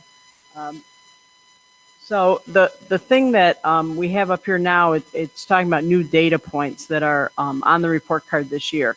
The first one is chronic absenteeism, which is defined as any students that miss more than 10% of the school year, whether that's excused or unexcused. So that's a new metric.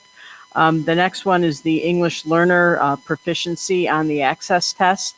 That test measures how well our students are obtaining the English language. The next piece of information that is now on the report card is what Mr. Surma was talking about, which is our evidence-based funding.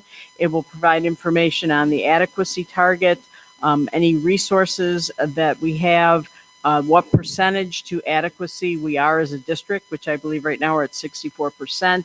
And then that percentage places us in a tier, so we have a tier placement. We also have information for each school on their feeder schools. And we also are now looking at our EL students, English language students, and over time. So how do we have a lot of students who are learning the English language who are staying in our program over 7 years of their initial identification? So they're tracking those students. We also have some information on there about teachers.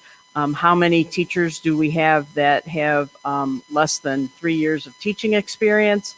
And then any teachers in the district that have short-term or provisional licenses, which we don't have any right now. And then the last one, which is probably the biggest piece, is the summative designation. So I'm gonna click over to that. This year, it's our new accountability system under ESSA, which I explained to you last month. This year, we did all schools receive designations under 4 categories. So the top 10% of schools in the state, whether you're a K-8 school or a high school, the top 10% are designated as exemplary. If you're not exemplary and you're under that 10% and you have no subgroups that have, or student groups that have been identified as underperforming, you're considered a commendable school. And you can see we have 4 of our 7 schools are commendable. That's Crete Monee High School, Coretta Scott King, Monee Elementary, and Talala Elementary. And then I watched a webinar today, so I changed the title of this column because the webinar described the next column as commendable schools with underperforming student groups. So 3 schools, Crete, Balmoral, and Crete Monee Middle School, were commendable in all areas except for 1 student group that was underperforming. And for all 3 schools, it was our IEP student group. Once schools have been identified as having an underperforming student group, they follow a process for addressing the needs of that group. And that process comes with a timeline. And you can see here, I, again, borrowed this slide from the State Board of Education.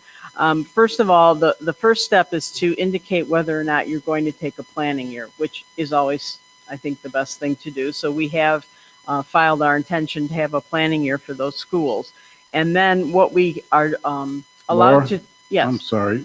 Sure. Does MEC, why are they not on the list? They're not on here because their students are actually part of their home schools. So their data is part of the high school or the middle school. Okay, all right. So our schools, we are completing an application for Title I school improvement funds. Each school gets $15,000, and you'll see that where that kind of goes as I work through the process. So by November 30th, that application is submitted. And then the next two phases of this are what the schools do through the Illinois Quality Framework and Supporting Rubric. They actually sit down internally and go through the rubric that has indicators of effective schools. And then they bring that to the board, and then it is submitted. So the target date for that is January 31st. And then the next step for them is to develop a work plan and also select a learning partner through Illinois Empower.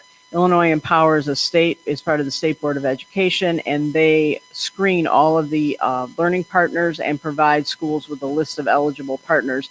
And then your job is to interview them and select which one or two that you would like to work with. The school improvement funding goes to hire those Illinois Empower partners. So that's where the majority of those funds will go. And again, that work plan is submitted through, comes to the board again, and then is submitted to the State Board of Ed. And then as the work progresses, we do actually it's quarterly monitoring, and we submit reports to the State Board of Education. So this process is about looking at what's happening in our school and finding a partner who can help us develop a plan that's going to address our needs.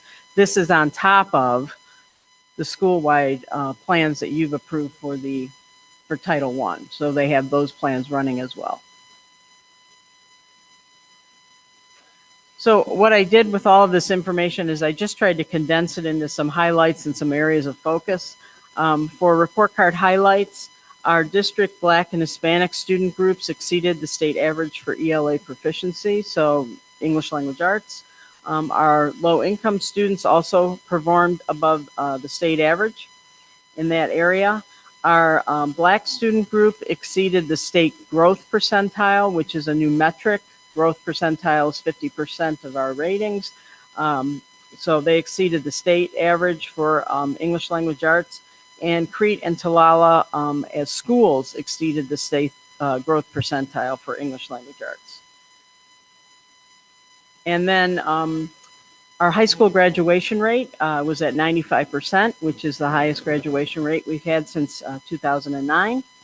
We also have a significant increase in early college coursework for students at the high school. That's increased 58% since 2016. And part of that is due to the fact that we are involved with equal opportunity schools and getting more students into AP. So you can see that we've had a 40% increase in students enrolled in career tech courses, but we've had a 195% increase in students that have enrolled in advanced placement courses. So that's a huge increase, and kudos to the high school for their work in that area. Another metric we have is the 8th grade students who take Algebra 1 and pass. We are at 25%, which is the highest percentage we've had over the last 3 years that we've been monitoring this. And the last one, I know we've talked a lot about diversity in our teaching force, and that, it's a nationwide issue, but the percentage of African-American teachers that we have teaching full-time in this district exceeds the state average of employed African-American teachers by 9.1%. So we're above the state average in that area. And that's great. Still got a long way to go. Yes. I think it's, No doubt. yeah, I forget how many teachers, certified teachers, we have like 320 some odd. The school report card reported at 315. Oh, 315. Okay. But I saw 0.6 Hispanic. Yes. So is that like 1 to 2 Hispanic teachers? Probably. Yeah, I don't know the exact number, but it's a very low number. And again, this is all, I would imagine, is self-identified too. So, and our board policy said that we will seek, again, Assistant Superintendent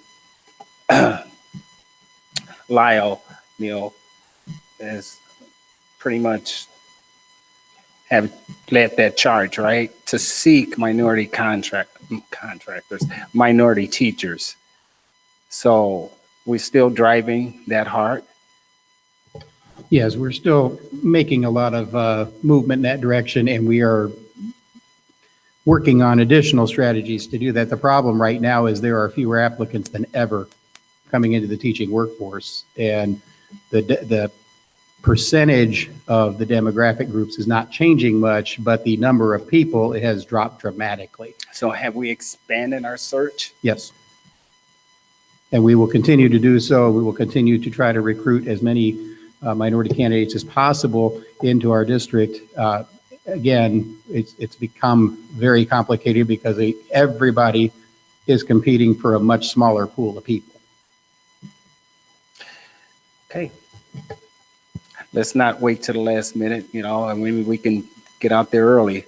We're currently meeting with directors, and we will be meeting with principals in December, and we are going to have a staffing plan together early January, mid-January, and we'll be getting ready to put out what we know as early as possible. Okay. Thank you.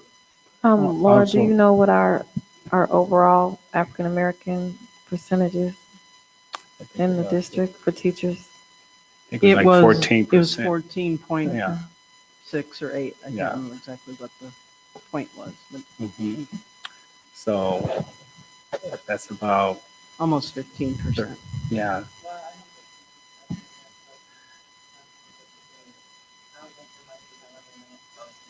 Okay. So about 40, 42, 42. It's close to 15%. Okay. I think you now, About 40, 45, 46.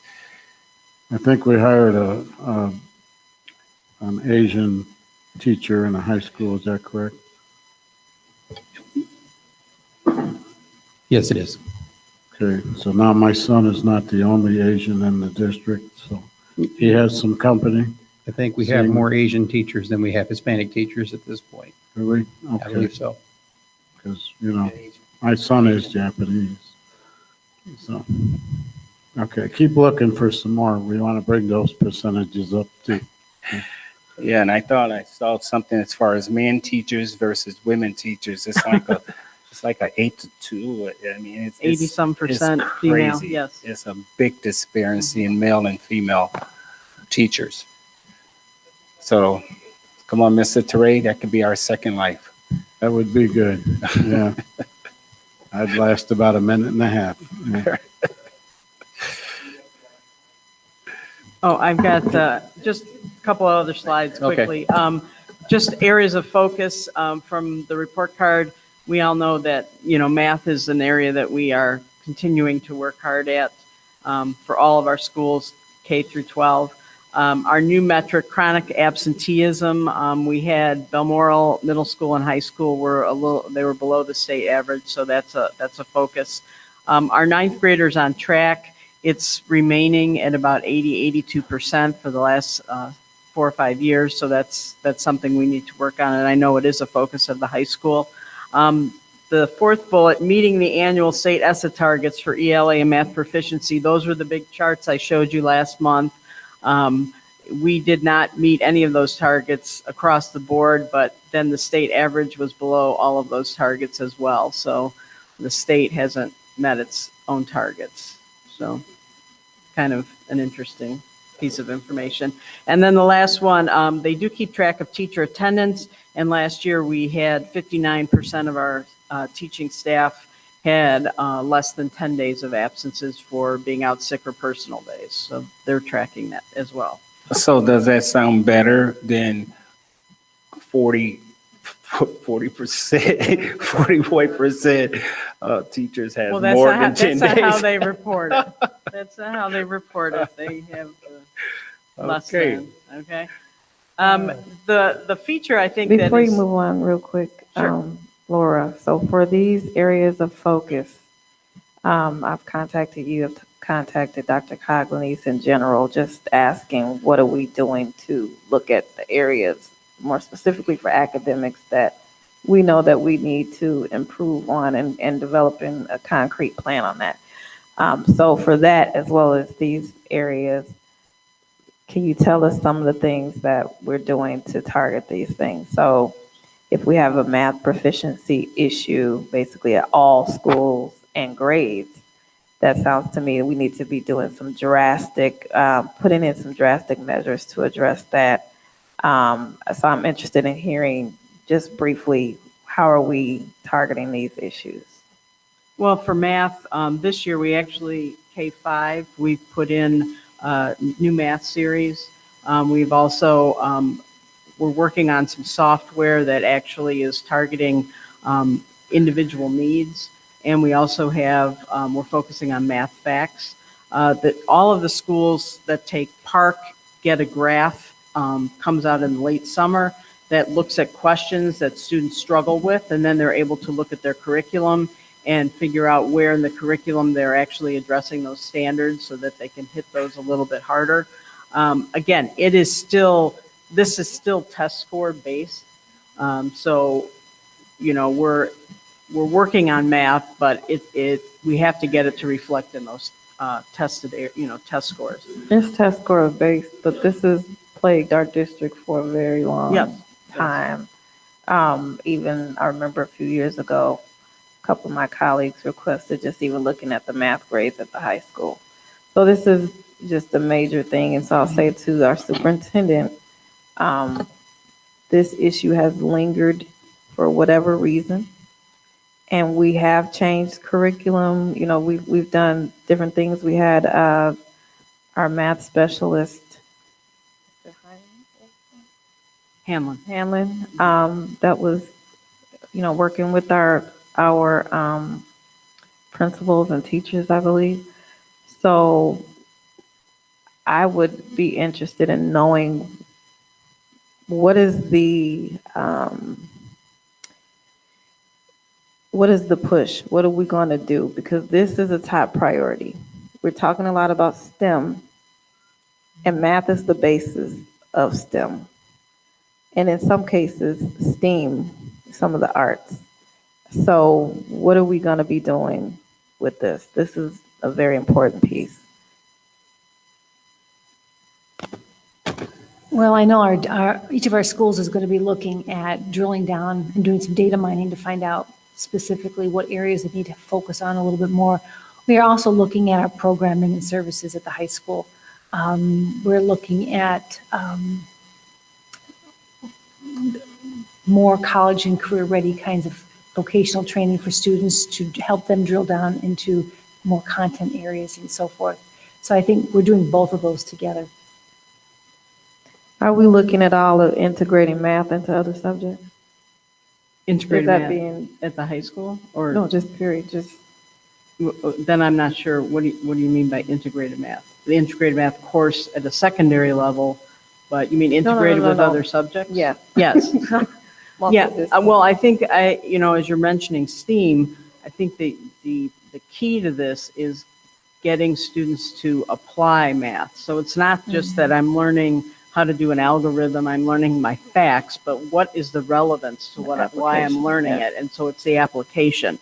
So it's identifying not only those test questions that are asking students to apply their knowledge, but giving them experiences in the classroom that are doing that as well. So I know part of when we selected our new math series at the elementary level, we looked specifically at, are we developing concepts and then are we applying? And so we picked two series that are very highly rated in both of those areas. So we're trying to I don't want to say get away from foundational things, because that's not exactly it, but it's making sure that in what we're teaching, students are taking what they're learning and applying it. So even through some of our defined STEM performance tasks, which are, again, are integrated with math and science and ELA, you know, students are able to understand why they're learning it. So, and I think as we move up in the grades, that is really an area of focus for the high school. Is, you know, when you do algebra, when you're learning algebra, you have to know why you're learning it and where it fits in, because, you know, students are looking toward what's next in their life. And if they don't see the relevance of the math, then they're just going through the motions of learning it.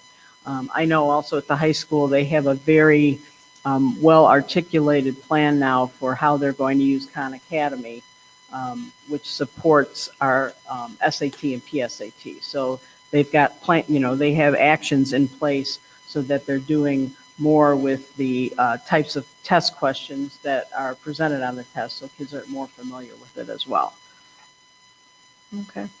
Chronic absenteeism is a major issue because kids need to be in school in order to learn. So that'll ultimately affect math and other things. So how are we addressing that? Hi. She's the attendance person.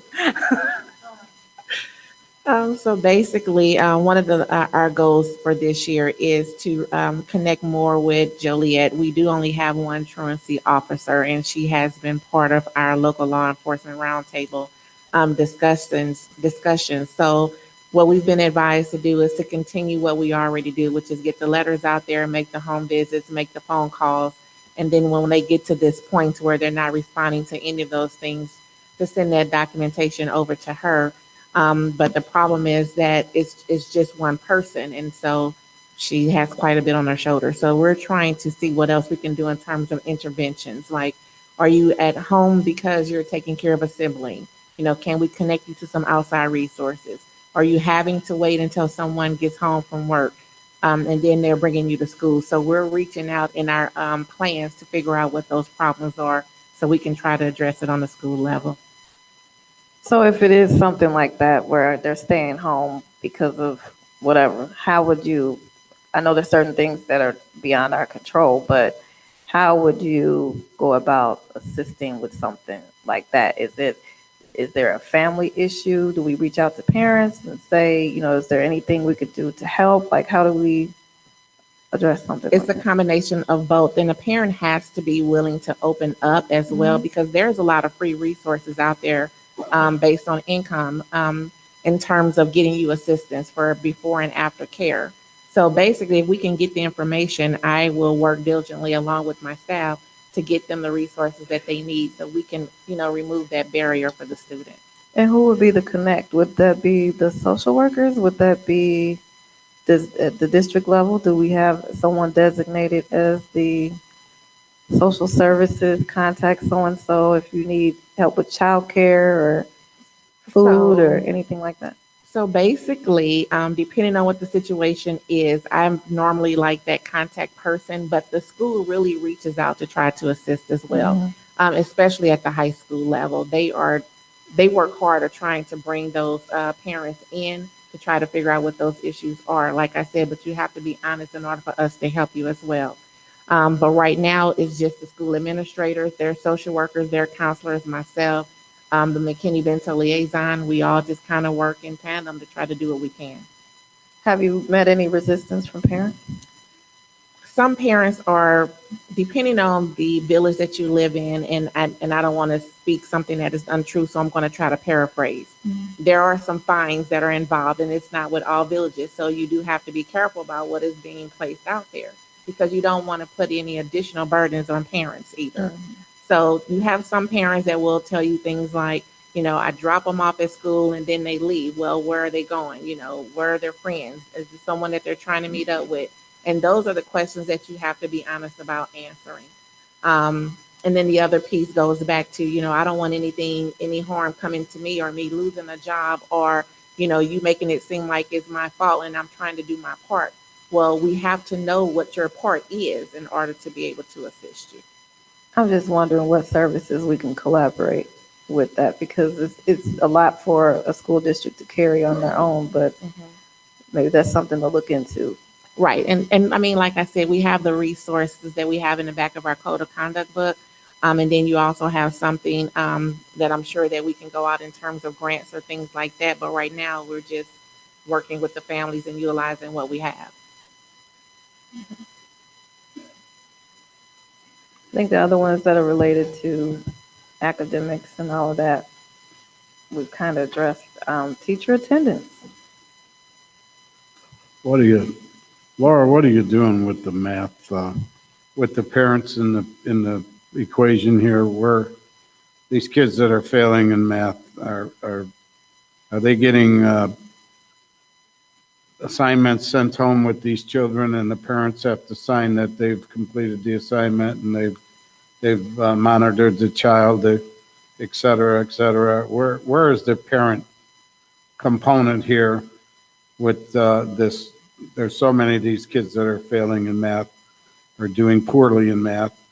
What have we done to bring the parent into the picture so it's not report card day and then they find out my son or my daughter's not doing their job, and then they're mad at the school for you not teaching their child, and it's a shock to them.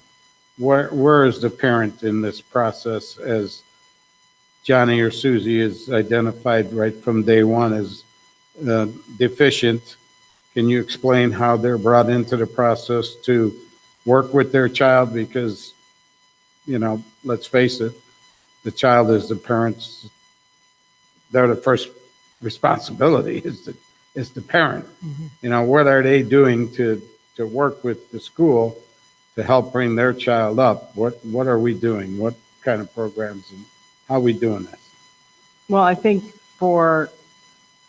when you talk failure or grades that aren't where we want them to be, all schools have a process in place where as soon as the grade is dropped at progress report at quarter or trimester, teachers are responsible for making contact with parents and working with parents through that. So parents are included in that regard.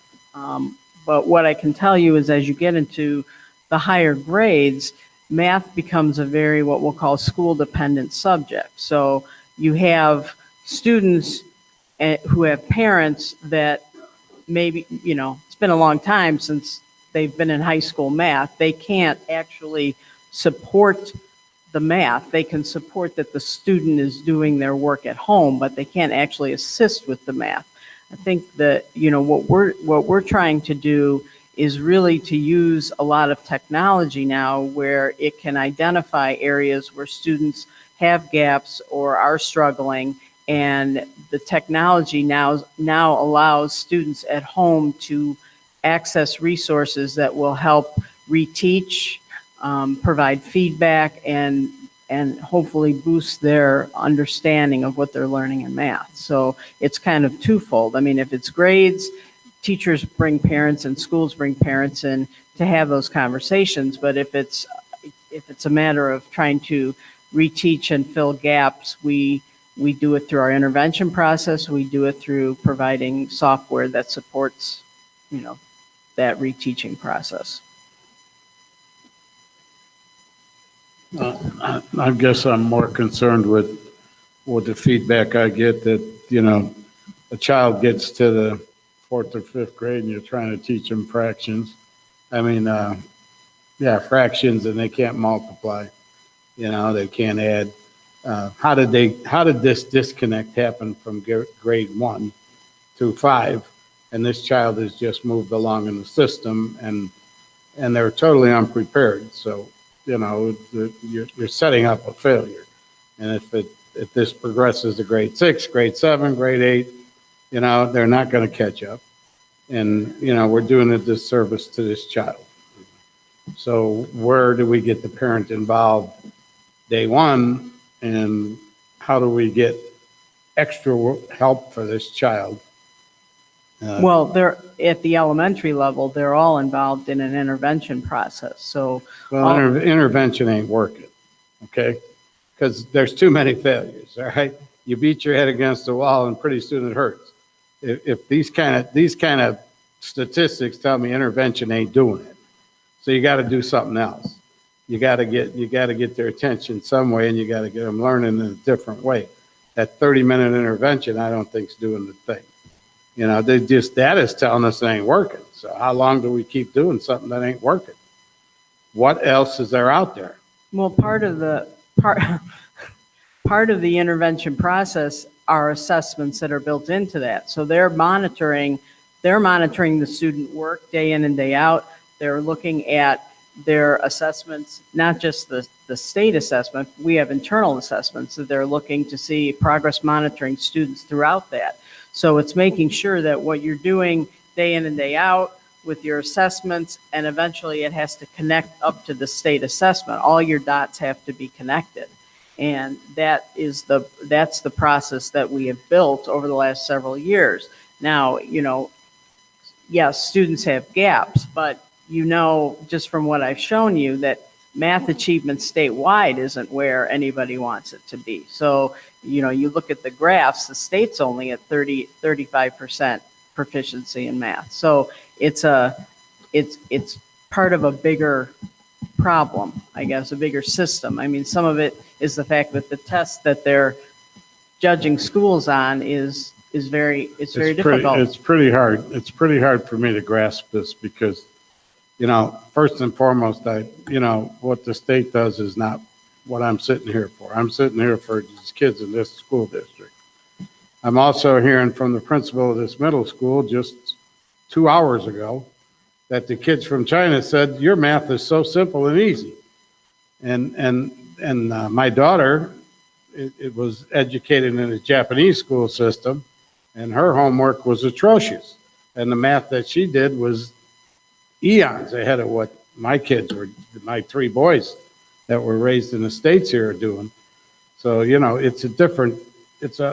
there's something wrong here. There's something radically wrong, and it needs to be corrected. And we need to let these kids be able to compete with the rest of the world. We're going to this IB program. We need to put the brakes on and figure out what's missing here with this math and approach it in a different way to bring these kids up. Or we need to create a parallel path that maybe like I had at CVS, you had kids that were in academics and you had kids that went into vocational technical, and you had what was called shop math, and you remember that phrase probably, you didn't have algebra, geometry, all that stuff. You learned to multiply, add, divide, balance a checkbook so you could go into business, welding or being a bricklayer or whatever you're going to be. And then they had the academic area, and the kids that could grasp that went into that. Maybe that concept isn't so bad a concept, They got away from it, but a lot of my friends retired with a nice salary as journeymen in the trades. So, we got to start thinking about what we're doing here. Maybe we're trying to make every kid fit in the cookie cutter that they can't fit in. And we're setting ourselves up for failure.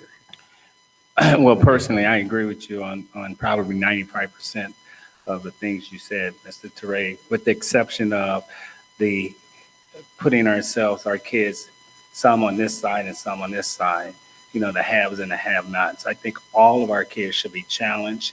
And the thing is, we should drive what they're lacking so they can meet that challenge. Okay. But to systemically say, these kids not making it, let's put them over here to the vocational part, let them be the bricklayers. These kids aren't making it, let them be the doctors and the lawyers. I just disagree with that concept. It's my opinion. Okay, could I suggest these are all great topics and great discussion and debate, but are there any other questions regarding the school report card? So we can move on. I did ask briefly if she could explain how we're addressing the teacher attendance. Feel that we should make sure that we have environments that teachers want to come to every day. And I'm not saying that they don't, but at least on our end, that's what we can control. But how are we addressing that? Because our kids need their teachers in front of them and not substitutes. So how are we addressing that? Well, Laura keeps looking over here, so. First of all, I think we need to be very clear that especially if you look at our personnel report from a monthly basis, we have a lot of teachers who are going through some very serious issues, and they have to take the time off. We have, some of them are taking that off for themselves, some of them for family members, children, parents, other people they're taking care of. So we do have a lot of those things going on. We also have, a state law that requires us to give teachers a minimum of 10 sick days a year. And there are people who do believe if you give them the days, they're there for them to take. And so I'm not suggesting anybody is doing anything inappropriate, but I do think we have some different polls coming at this. We haven't really tried any incentive programs per se. We have had some conversations around that. We've started talking with the union, and I believe this is going to be a topic we're going to be at least discussing in the upcoming negotiations for the next contract. How are we going to address an attendance issue to make sure that if we are taking days, that it's absolutely essential we take a day off. But I also, if I have somebody who may not be sick but needs a day to get a grip and get some perspective, I want them to feel like they can take that and not be penalized for that as well. So I think I think we're walking two sides of a line that we want to encourage people to be here as much as they possibly can, but we don't want them here if their being here is going to be detrimental, at least for that day. So I guess I'm trying to say that I don't think there's a pattern of people abusing the system. I'm not saying there aren't people who might be doing that, but I do think we have a large number of people who are experiencing, some significant issues keeping them out. So we all know it is important for our kids to have qualified teachers in front of them. And also, this is being reported on the report card for a reason. Yes. There's many factors that go into whether a student is successful or not. And if we're paying experts to be there, then we want them there. So I don't know that you necessarily answered my question. I understand the reasoning for the absenteeism to a certain degree, but are we addressing this in any way? Have we talked to the teachers? Have we tried to find out if there's, instead of just assuming that, this is the reason why they're not here?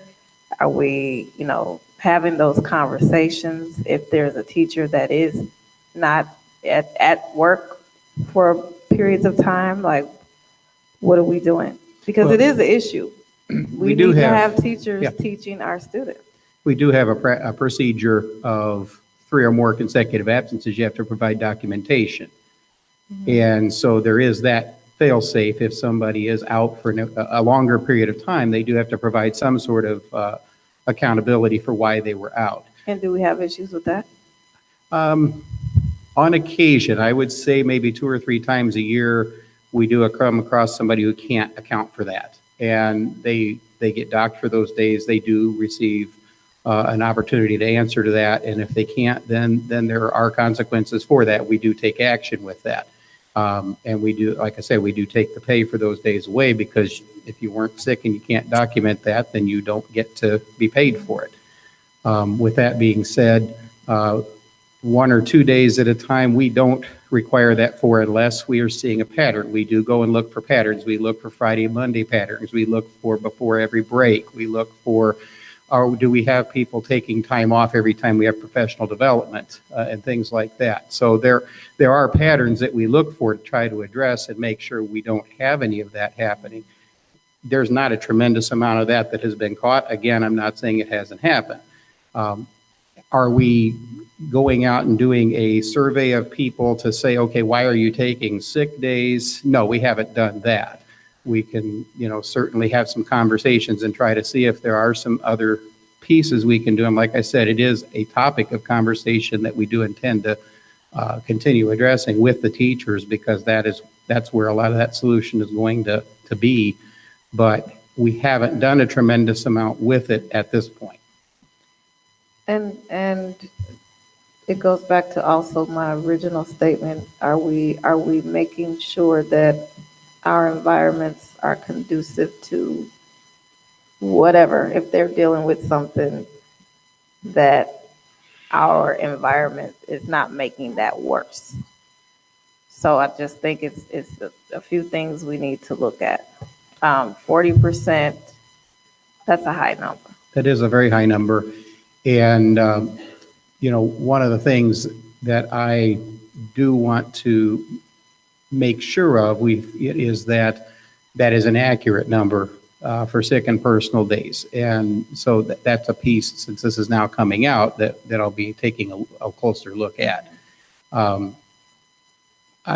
I know that Laura has said that that's only sick and personal days, but because that is so large, I'm wondering if that is all they're taking. We do have a lot of school business days that are taken, it's for training, for other purposes, and I'm not 100% sure some of that isn't getting lumped in there. And some, Well, we have, and again, I don't know if we have much of an argument if by contract teachers have X amount of days, sick days, and X amount of personal days, and they use them. And that's probably one of the reasons why we paid almost $750,000 in substitute benefit pay. it was probably closer to $1 million last year, but There you go. not to make the conversation more complicated, but but I think Dr. Hall's point is a very valid one. I don't want to find out that this is because people are unhappy Right. and they're feeling like they need to get away because the environment is toxic to them. I don't want to find that out. Okay. I don't believe any surveys or anything that we've done has indicated that to this point. But again, I think that is a question that bears further examination. That's absolutely a good point. Okay. Any other questions for Laura? No. Okay. No. Next is board updates, donations, and thanks. First up, to the Crete Fire Department, attention Michael Waterman. Dear Mr. Waterman, thank you very much for the Crete Fire Department's fire safety demonstration for the first and second grade students at Crete Elementary. Kids were so excited and enjoyed having the truck parked out front. I am certain they learned a great deal about the importance of fire safety. Again, thank you for the department being a supportive friend to our school. Sincerely, Aaron M. Lane, Principal. Second letter, Cindy Westerman, Crete Women's Club. Dear Mrs. Westerman, thank you very much for the extremely generous donation of the school supplies to Crete Elementary by the members of the Crete Women's Club. Students and teachers in every grade level were able to benefit and take advantage of all the items you collected. Again, thank you for your generosity and for being a supportive friend to our school. Sincerely, Aaron M. Lane, Principal. Letter to Carolyn Whitfield. On behalf of Crete Monee High School, I would like to thank you for your contribution of $20. Your financial contribution will assist our students with expanding their opportunities within the program. This is the first year of our program, and our goal is to enroll 50 students. This goal was surpassed by 43 students, giving us a total of 93 students in the first-year program. The program has garnered support from the school community and benefited Crete Monee High School in many ways. Because of your thoughtful people like you, our program will continue to thrive. Once again, thank you for your generous donation. Marjorie Trish, Principal. I'm assuming that's with the ROTC program. And then finally, to Mr. Ryan Reese. Dear Ryan, on behalf of the Balmoral Elementary staff and scholars, please accept our heartfelt thank you for the school's supplies you donated on behalf of your charitable organization, Gifts from God. Your efforts to give back to the community are commendable. It was wonderful to see you. As a former Balmoral scholar, your kindness and generosity is appreciated. We discussed your acts of kindness with our student council, attached as a thank you note from the representatives. We love to see our scholars doing great things. Sincerely, John Tell Perkins, Principal. And that's all we have. Can I make a comment on the last one you read to Ryan Reese? For those of you who don't know, this young man is a freshman at the high school and has started this to give back to the schools. He not only gave to Balmoral, he gave, my understanding is he collected enough for 2 other elementaries also to give them school supplies. So I just wanted you to know that that's one of our current students giving back to the elementaries where he attended and was involved in things. So I just wanted to point that out to you. Yeah, that's awesome. Very awesome. He was here today. Was sitting right in front of you. He was here. His sister was a part of the presentation from Wow. MEC. Very awesome. Okay, thank you very much. Okay, next, consent agenda approval. Can I have a motion? Excuse me, can I have a motion to remove a couple items and voted on it separately, as opposed to trying to go back and change it. Regarding the consent agenda? Yes, yes. Certainly. And I hate to go back. I got a place on my computer with these fancy computers. I might lose my spot, but it's the field trips. I don't know if we can, it's the field trips to Alabama. It's item B under curriculum, Yes, the CMH Civil Rights Movement trip. right. So So yeah, just to vote on those separately. there's only one. Okay, that's good. I think it was 2 spots. Yeah, it was 2 spots that I saw earlier. So maybe it was, So you, I think it was. so Terry, we'd need a motion to remove that from,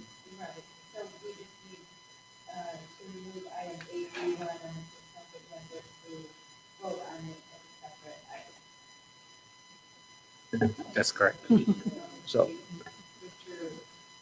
Yes, I would like a motion to vote, what's the number, 8? 8 Bravo 1 as a separate action item. I'd like to have that removed from the consent agenda. Item 8 Bravo 1 to be voted on as a separate action item. Thank you. and then I second. Second. and then we'll take a roll call vote on that. Okay.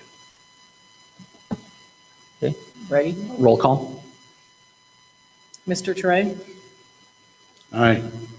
Mrs. Roop? Aye. Dr. Hall? Aye. Mr. Brown? Aye. Mrs. Galbraith is an aye. Mr. Albrecht? Aye. Okay, do I have a motion to approve the consent agenda approval for items 8A and 8C? Move. Second. Okay. Discussion? Superintendent, will you present the meeting minutes? Yes, I can read those, yeah. Number 1, regular meeting minutes of October 16, 2018. Item 2, regular closed session meeting minutes of October 16, 2018. Number 3, special meeting minutes of November 6, 2018. Number 4, special meeting closed session minutes of November 6, 2018. Number 5, committee of the whole meeting minutes of November 6, 2018. And then C for business, approve, number 1, approve payment of Career Preparation Network local funds match. Number 2, approve accounts payable, agenda of bills. And number 3, approve payroll. Number 4, approve treasurer's report.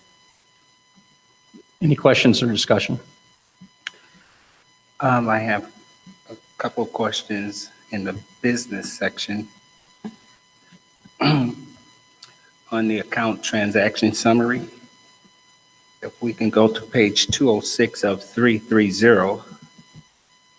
I know this is kind of difficult.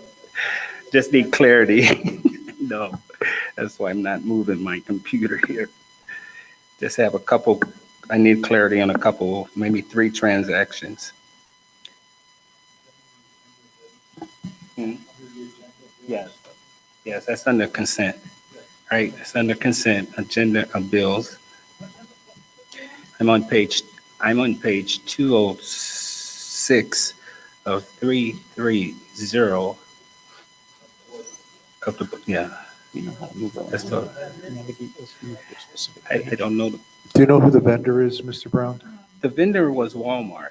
To page 206. And I just wanted clarity. It says Walmart, maybe you can answer it, is transaction number, and I'm not even looking at the page, I just wrote it down. Transaction number 530135365, and it's relating to a transaction for Walmart, but it's saying Walmart is in Matson or Madison, as some people pronounce it, Illinois. And there's no Walmart in Matson. Yes. So I don't know if it has something to do. And Terry, your name is all over this. No, it says 10/26/18. 10/26 of 2018.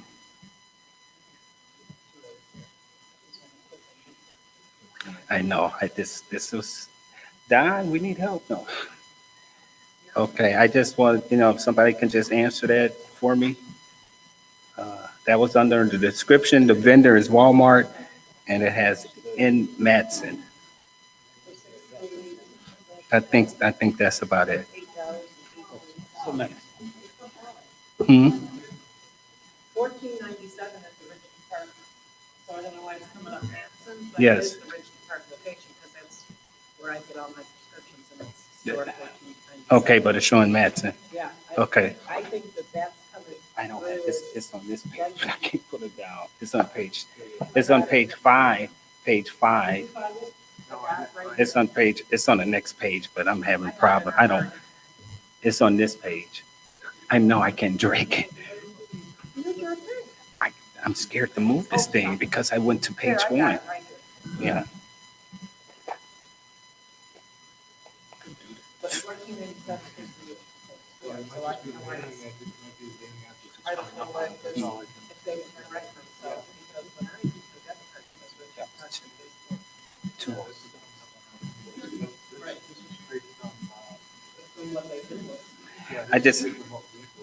I just wanted clarity on that. Okay, I saw that. So do you have your question answered? If you guys can clear that up, just clear that up for me, okay? I don't know it's on Okay, I just Ellen's have- account, I think. All right, I have 2 more. Sure, go ahead. Okay. The second one is on page 207 of 330, and that's page 6 of the actual summary. And I just need clarification on what the expense was. And this is not politically driven. It doesn't matter what the hotel is, but I found this to be astronomical. And who in the heck is staying in Trump Tower for 1 day for $864? Well, maybe I'd imagine it's 1 day. If it's 2 days, that's even worse. That's the total transaction. 207. That's transaction number 528499533. Is that, So I- Crete charge or something? Yeah, I'm trying to figure out what's that. It's on Terry Tobin's. Oh. Yeah. Terry, you should have been, it just says Trump Tower, Chicago, $864. It says Trump Hotel Chicago. I mean, Trump Hotel, Chicago, Trump Tower, which is Trump Tower. I believe that's a reservation for the III conference, for a hotel room for a board member, and there's no other rooms available.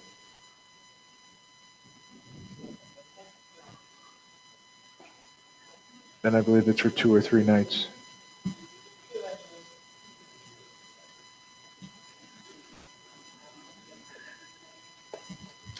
I'm staying at 26535 Melissa Court.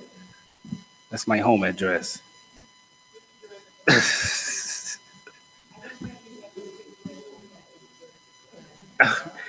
So that's what that is? I don't know. It just says, I'm trying to figure out, it says description. Maybe we need. That's what it is. Trump Hotel, Chicago. Right above that is an IASB charge. Mhm. And then the second Right. is an IASB charge at $525.30, and then right below is Trump Hotel for $864.06. Right. I'll only read what's on here, that's why they're asking. Sorry. I'm trying to help them find it. Okay. Did you find the one on 206 that he was questioning? Just scroll down, it's on the next page at the top. The second and third list. Okay. If we can give us an answer, I would appreciate it. He just said it was, what's the answer? The answer is it's for a reservation for the III conference for a couple nights, I believe 2 or 3 nights, for a hotel room, because there were no other hotel rooms available at the hotels at the conferences, and that's the only one that was available. For you? No, not for me. It's for a board member. For a board member?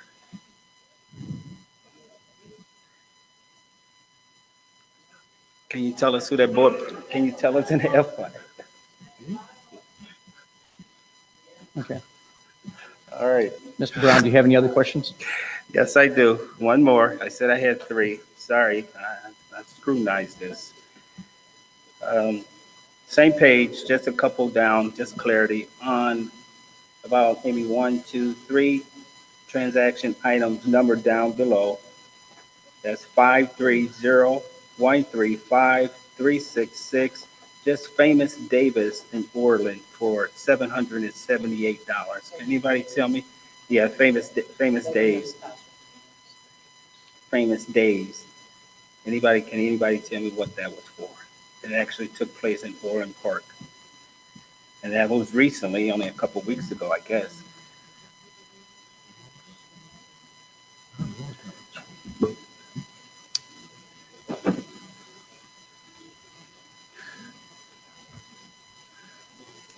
I'm not micromanaging this, but some questions, some concerns I have with just clarity, that's all. Mix it up day, it was mixed up. So what happened? I mean, was it at Dave's, Famous Dave's?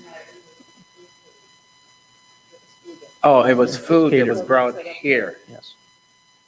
Okay. Okay, thanks for the clarity. That's all You I done with your have. list? Are there any other questions regarding the consent agenda? Yeah, I had one also. So the next one, what page is this? Page 208 out of 330.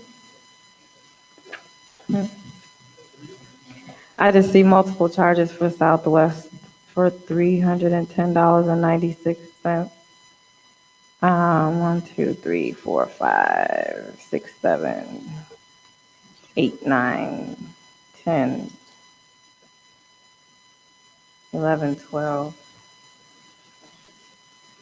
Those go down a few charges, as well as multiple $25 charges for Southwest. And I can't really count how many. 1, 2, 3, 4, 5, 6, 7, 8, 9, 10, 11, 12, 13, 14, 15, 16, 17, 18, 19, 20, A lot of fun. 21. Okay. What are those? Going to Texas. Oh, that's what. No. 21 hub. charges for $25. Is Dr. that Clark? an error? Yeah, I'm just waiting on her to finish. So it's a safety conference, Dr. Hall, and those are all airline flights for the entire safety team.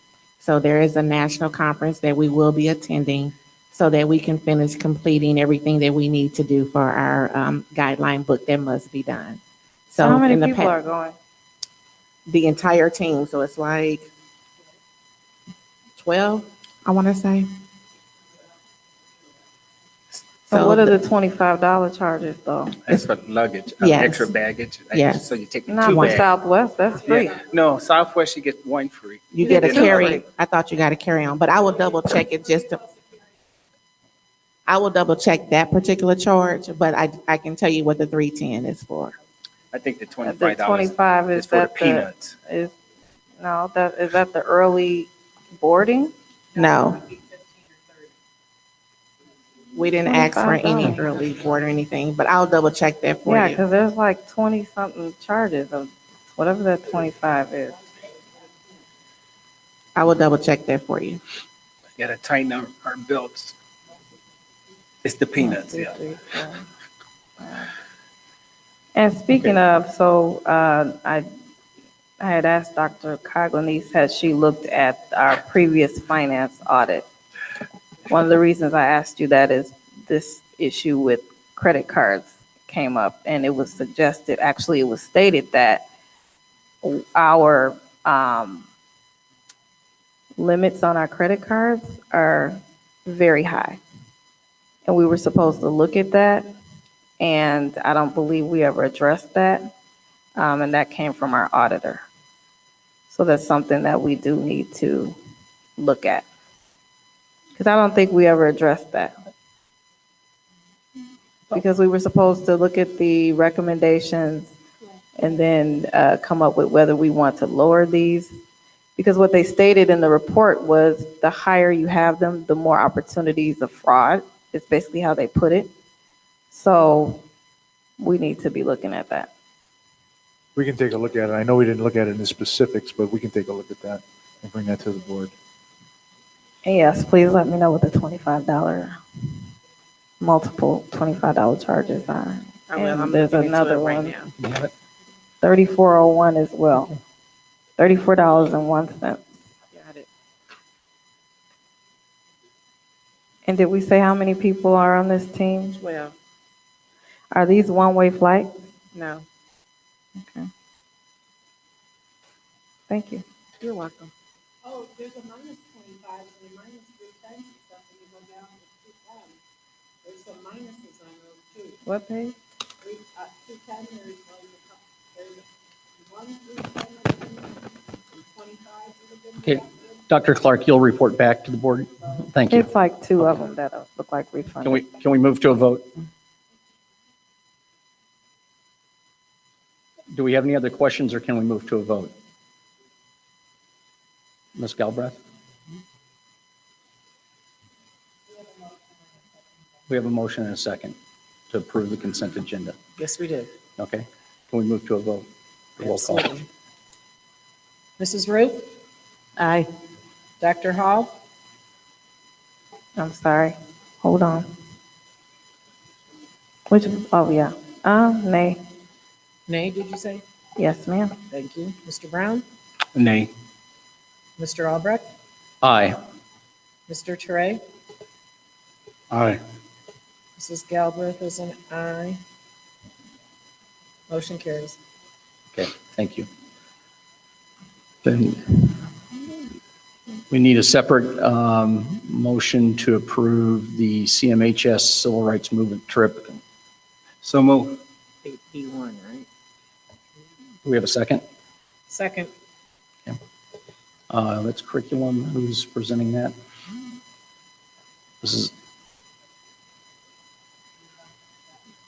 You have, My only question, have we done this before? No, this is a brand new trip. Okay, because I didn't think I ever remembered it.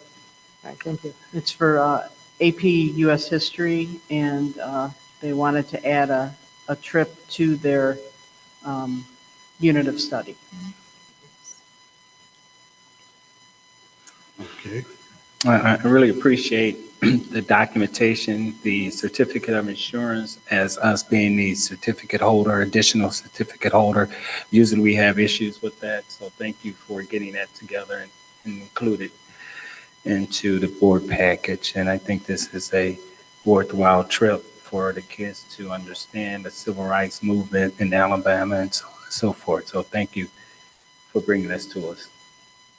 Do we have any idea how much it may cost per student? It's a package It's a- price of yeah, and it was all- $799. It was all fundraised. Yeah, it was all fundraised. It's $7.99. I think they fundraised all of the money. 3 days. I do want to point out, though, I think the date is wrong. Page 99 out of 330. I got 98. Oh, yes, I did send, that's what I called you about. A date. I remember it now. There you go. That's what I left your message about, was there were dates wrong on that. It says 2018, when it's Oh, 2019. okay, no one caught that. Should be 2019. Mhm. I thought they already went. All right, stop No, I haven't gone yet. Okay. Good eye. do we have any other questions subject to getting the date right? No question. If not, can we move to a roll call?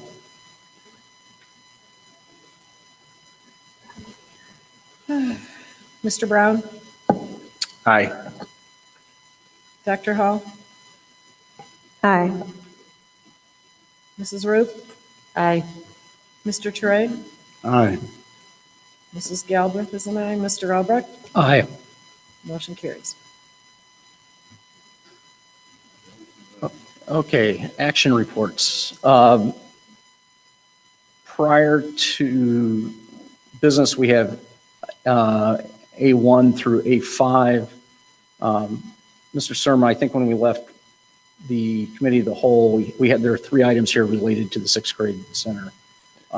You were going to, subsequent to the committee of the whole and before tonight, find out if the bids for the demolition, if they would hold the contract prices. And you put on a number of items onto the agenda subject to getting that information. Where do you stand now, and Sure. which of these are you requesting a vote on tonight? Sure. Again, we put them on the agenda because I didn't have the answers to this question. I just want to just make sure it's easier to take them off than it is to put them back on, actually, as we all know. But I'm going to address all three of them together and share this information with you. So there are three separate issues when it comes to the sixth grade center and the dome. So what I would propose is we have action items 1 and 2 that don't apply to the sixth grade Okay, center. do you want to Then do we those come first? back to do that. You want to do those first two first? Yes, Okay, let's do so those let's first. do the, we'll do the club, which is the South African Society, as a probationary club and activity at the high school. If the board remembers, back in the spring, we established some procedures internally in order for staff and students to petition the board in order to establish a club on a probationary basis for a year, and then they could also apply to be a full-time club and a sanctioned club by the board after that year.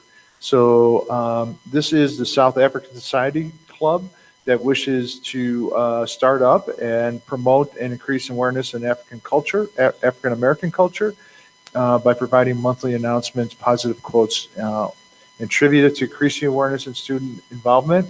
You have the application packet in the information I provided. They are requesting a $1,000 budget.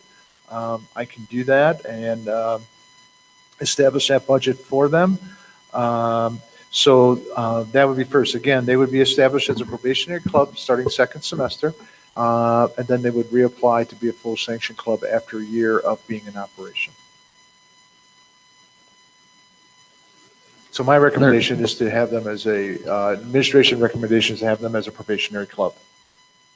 Any questions? I have a couple of questions. Is this this is at the high school, and I assume it's for boys and girls? Yes, it is. And it's for all the races and ethnicities? Yes, Okay. Open activity. it's an open activity, yes. All right. Thank you. I have a question. We talked about last school year about this process as it came to us as a board as a recommendation. However, I do not remember us as a board approving this process. If we as a board are now saying we're approving clubs and activities at the board level, where is the language that's saying that? That should be a policy, because that would be a part of what the board does. So I don't remember us I remember us talking about it, but I do not remember a finalization that this is the process that we were going to use. And if that is the case, that would warrant a new policy. Well, I think there's two things. One is the policy and one is procedures to implement that policy. The board does have a policy when it comes to extracurricular activities. That's part of the board policies. I mentioned that in the report. The policy actually says that the superintendent must approve an activity in order for it to be considered a district-sponsored extracurricular or co-curricular activity, and then there's some criteria that is there. However, the other thing that I go back to is the disbursement of funds in order for that activity to take place, and I think it's the board's. And that's the board's role, but this is not approving funds only. This is approving whether this club will exist or not, and that's not currently under the jurisdiction of the school board, according to our policy. Okay. So, like you said, the policy says superintendent. Okay. So this, in my opinion, is out of our jurisdiction, and we should not even be voting to approve a club. Now, if we wanted to vote on the allocation of the money, as that's part of our policy, Okay. then that's one thing. But this is a whole process that we have not put into policy. Yeah, we were going around and we was kind of discombobulated about the processes of procedures out there. Did we have any, or did not have any? So the last that I heard or been a part of was that we had all of these committees, not committee, but what do you call organizations? Clubs that was going all different directions. Right. And And we had some verbiage came to our attention about the clubs were supposed to have been spearheaded by a staff member. Yes, Is that the case in this? yes. Okay, so that was one of the criteria, but I don't know if we solidify a process. Because, I mean, that was one of the things that many board members had concerns with. Mhm. That we were all over the place, but I never saw a final document saying, this is the way we're gonna go. This is. Well, I how could we're go gonna back do it." into the board minutes and pull this information I shared with the board Okay, and You brought did to the share it. board. I'm not saying you But didn't share it, as I'm just a saying I board, don't did we- recall it. Oh, okay. Okay. All right. We never Yeah. said that this was the route. We never said that. And current policy says that the superintendent is the one that would decide. So where does it say that board members will be voting on approval of the club or activity? As if we hold that power, which I don't think we should hold that power. That to me is micromanaging. And I've stated it even in previous meetings. I feel like the principals should be the ones that are determining what club or activity is appropriate for their building. And if they want to come to the superintendent and get that final approval, yes. But I don't think as a school board, we should be approving whether a club should exist or not in a school. Okay. But I've shared that before. And I shared this with Dr. Coglanice when I spoke to her last week. So. Well, I can adjust it so that we are, I mean, Dr. Coglianese has signed off on this also. It's part of the packet, so she's given her approval of that. So then we don't need And to they- vote. Well, we could vote on the allocation of funds, which is what you had mentioned, which is the $1,000. Right, I'm saying we don't need So- to vote on the approval of the club. That's okay. 'Cause this is what it reads. Approval of South African Society as a probationary club / activity at Crete Monee High School. Approval of Onyx Girl Leadership Academy as a probationary club activity at Crete Monee High School. That's what we're approving. Okay. Again, we can table it off the agenda and I can repost it to the next month's agenda on that. But again, I just go back that I've shared this document with the board and I did not hear any dissension on that. So I just thought that was our procedures that we would be following, but that's fine if the, But there's a difference How between about you? procedure and policy. Okay, so even if we have a conversation about it and the board members give feedback or whatever, if we're going to change policy, we have to vote on that. This would have to be a change on a policy. We need to know the proper procedures in doing this stuff and doing it right. Because this would be a change in policy that the board would need to vote on if we are now approving clubs. I remember the conversation. I don't remember a finalization. I don't remember a conclusion to that. Do you all? Am I the only one? Do you remember that we? Exactly, I don't. Nothing came final. Again, it was a lot of dialogue about what was wrong, but nothing came to us saying how we're gonna fix those issues.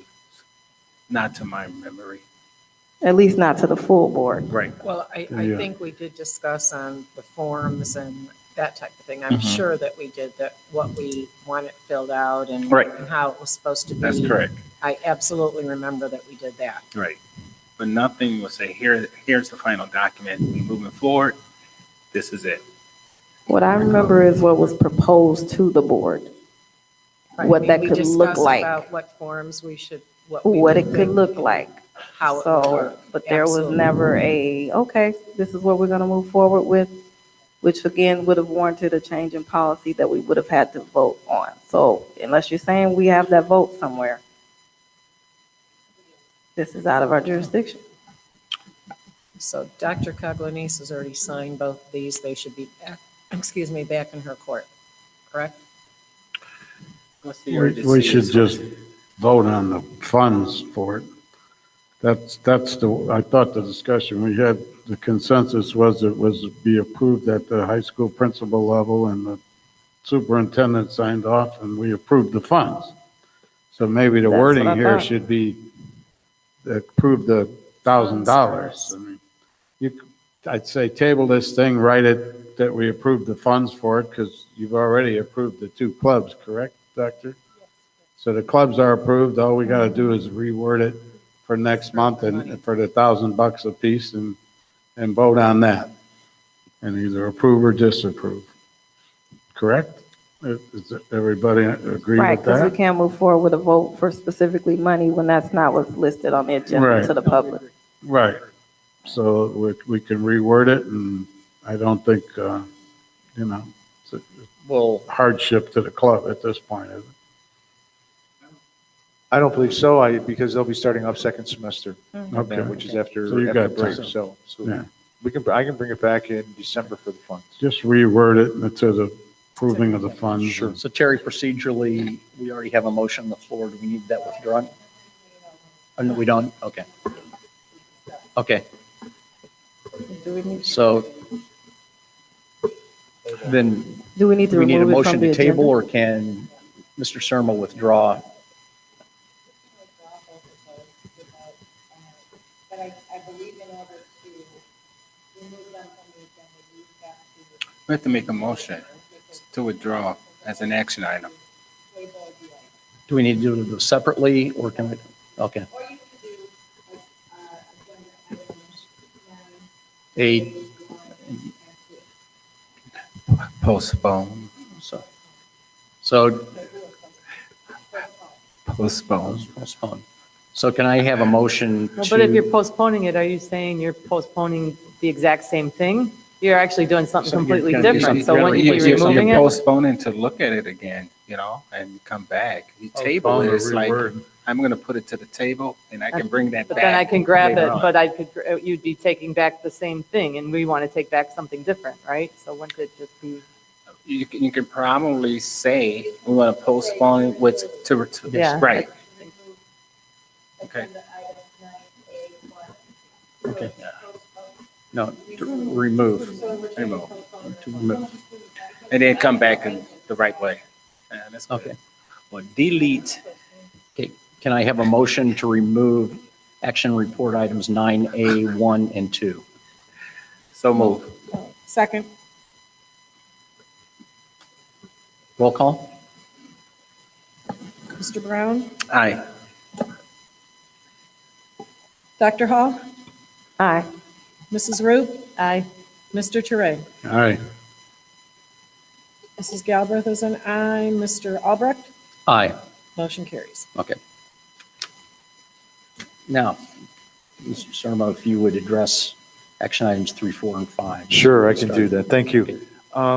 So again, I just want to take these as a whole also. So if you recall, we talked at the committee of the whole meeting about some options, and that when it comes to number one, the demolition of the sixth grade center, the possible demolition of, or I should say the possible demolition of sixth grade center, possible demolition of the dome, and then the asbestos abatement. So I was able to get documentation from the contractors for the demolition of the sixth grade center and the demolition of the dome, because those are both separate contractors, that they will hold their pricing and the contract through the month of April of 2019. So I have that in writing from them. So that price will be held on them. The reason for that is just because of it not really being a slow time with the demolition. They were comfortable with that. However, on the asbestos side, that's a little bit different. The reason for that is for asbestos removal, this is the slow time when it comes to that. We received 10 bids on that, which is a good amount, and we did get a good pricing on that. Now, there's two separate pricings when it comes to asbestos removal. One is asbestos removal of the sixth grade center, which is approximately $225,000. And then if you add in asbestos removal of the dome, that's an additional about $12,500. The total for both of those would be $237,000 in that. We're pretty confident that if we were to rebid that in the spring, because it's their busy season, that price would probably go up somewhere around 10, 15%. So tack on another maybe $20,000 or so. Okay. My recommendation on this is that we postpone and delay the demolition of both the sixth grade center and the dome until the strategic plan is done, and we work through that, and the board works through that because of the guarantees we have. However, I would recommend that we do asbestos abatement. It can be broken up that you can do it just in the sixth grade and not in the dome, depending on that. No matter what we do in either of those facilities, whether those facilities are kept, whether those facilities are demolished, whether they are redone, the asbestos abatement has to take place in those facilities. Even if it were just to stand there, quite honestly, and I think individuals are walking through there, we should probably do the asbestos abatement in that. So that's my thought. Questions or comments?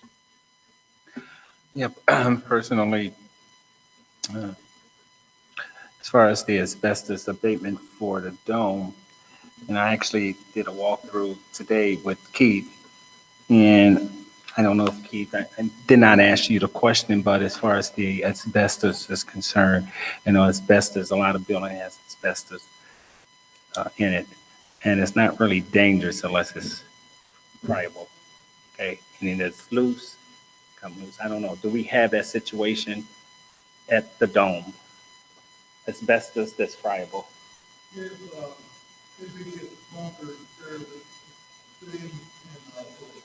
So that's been like that for God knows, and it never came. So we have, again, clarification, no life safety issues with the dome. Period. That was not identified as a life safety issue. No, it was not That's a identified physical as a assessment. identified Right, as that a was life part of safety renovation, but no life safety issues, identifiable life safety issues at our last 2013 life safety I study. don't believe so. I No, don't, no, I no. haven't, when I looked through there, there wasn't any that related specifically to the dome. Right. And that. So being said, I would just keep the dome just completely separate with asbestos removal and all of that. I don't think we are in imminent danger with our kids or anything like that, not being friable. It's been like that. I don't think we're harmful. Sixth grade center, that may lends itself to a different story, even though that's not occupied. And you're recommending that we look at demolishing the sixth grade center in the spring, come back to revisit that. That's your recommendation. Well, I think that's my recommendation. I think whatever comes out of the strategic plan, I'm not, Exactly, until, and I'm good with that. Yes. I'm good with that portion. But you're recommending that we move forward with the abatement of asbestos for the sixth grade center, as well as the dome possibly, but definitely the sixth grade center. And the reason being right now? Again, I don't think the dome is as active and being used as much as the sixth grade center, but I know, we have people in and out of the sixth grade center still, Mm-hmm. And my thought is that no matter what we're going to do with that sixth grade center, I think the cost to do the dome is minimal, okay? And I think we just put that, I agree with you, Mr. Brown, I think we can put that separate, okay? But I think on the sixth grade center, we're going to have to do that anyway. I think it's smart that we just take care of that right now, especially if it's going to save us in the long run, maybe another $20,000 or so. I think it just makes sense to do that. Yeah, again, going through the sixth grade center today, it's like it's at a point of no return. It's gutted. Yeah. The only thing again that was driving this was that, hey, we are expending money at the sixth grade center, which there's a connection between the maintenance facility, the sixth grade center, and the dome in some capacity with the electric. But that should be an easy problem to resolve if we separate that, in my opinion, very easy. Mm-hmm. But what I did not like today, and I talked to Keith about it, but I think he's going to make some changes, is that when I entered a sixth grade center, as cold as it was today, it was warmer, much warmer in that sixth grade center. I'm like, what the heck? I thought when we decommissioned that building, we pretty much had all of the lights off. We was not running those boilers. We was not running any water, but that seemed not to be the case because we are getting water from the sixth grade center to the Keith maintenance building. and some other thing, electrical from the sixth grade center, at least power to the dome.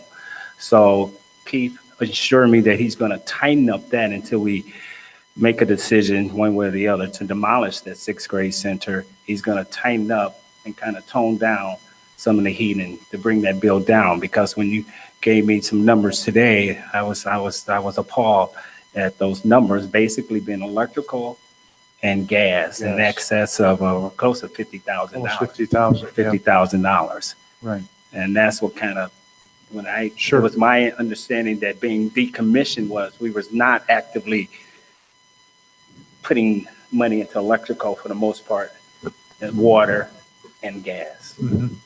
Right. So, again, abatement, I don't have an issue with that, but with the high school, the With sixth the grade sixth center grade only. center. But I take think out, the dome- take out the dome. And Yes, and they just are do gonna have an activity, so that dome is pretty active, I guess, is being active. Again, I did a tour of it today, and they are gonna have some activity. I don't know if it's their last hurrah, this group that's coming out, or they singing Kumbaya, or just, they're gonna drive a stake or whatever. I don't know what their intentions on the first week of December. A group is supposed to have some type of party there. I don't know. That's my opinion. Is there any cost differential between, why wouldn't you just do the abatement all at once for the dome and the sixth grade center? I think that's at the pleasure of the board. No, there's no discount for doing both of them or anything. They can be looked at as separate projects and that because they were an alternate bid. It's not And is the abatement, do you have a rough breakdown of what the abatement is for sixth grade center standalone and then the dome if we were to do that later? I do. The asbestos abatement? I'm Yeah, sorry. the asbestos abatement for the sixth grade center is $224,550. And the dome is $12,750. So that's the breakdown of the two. And that,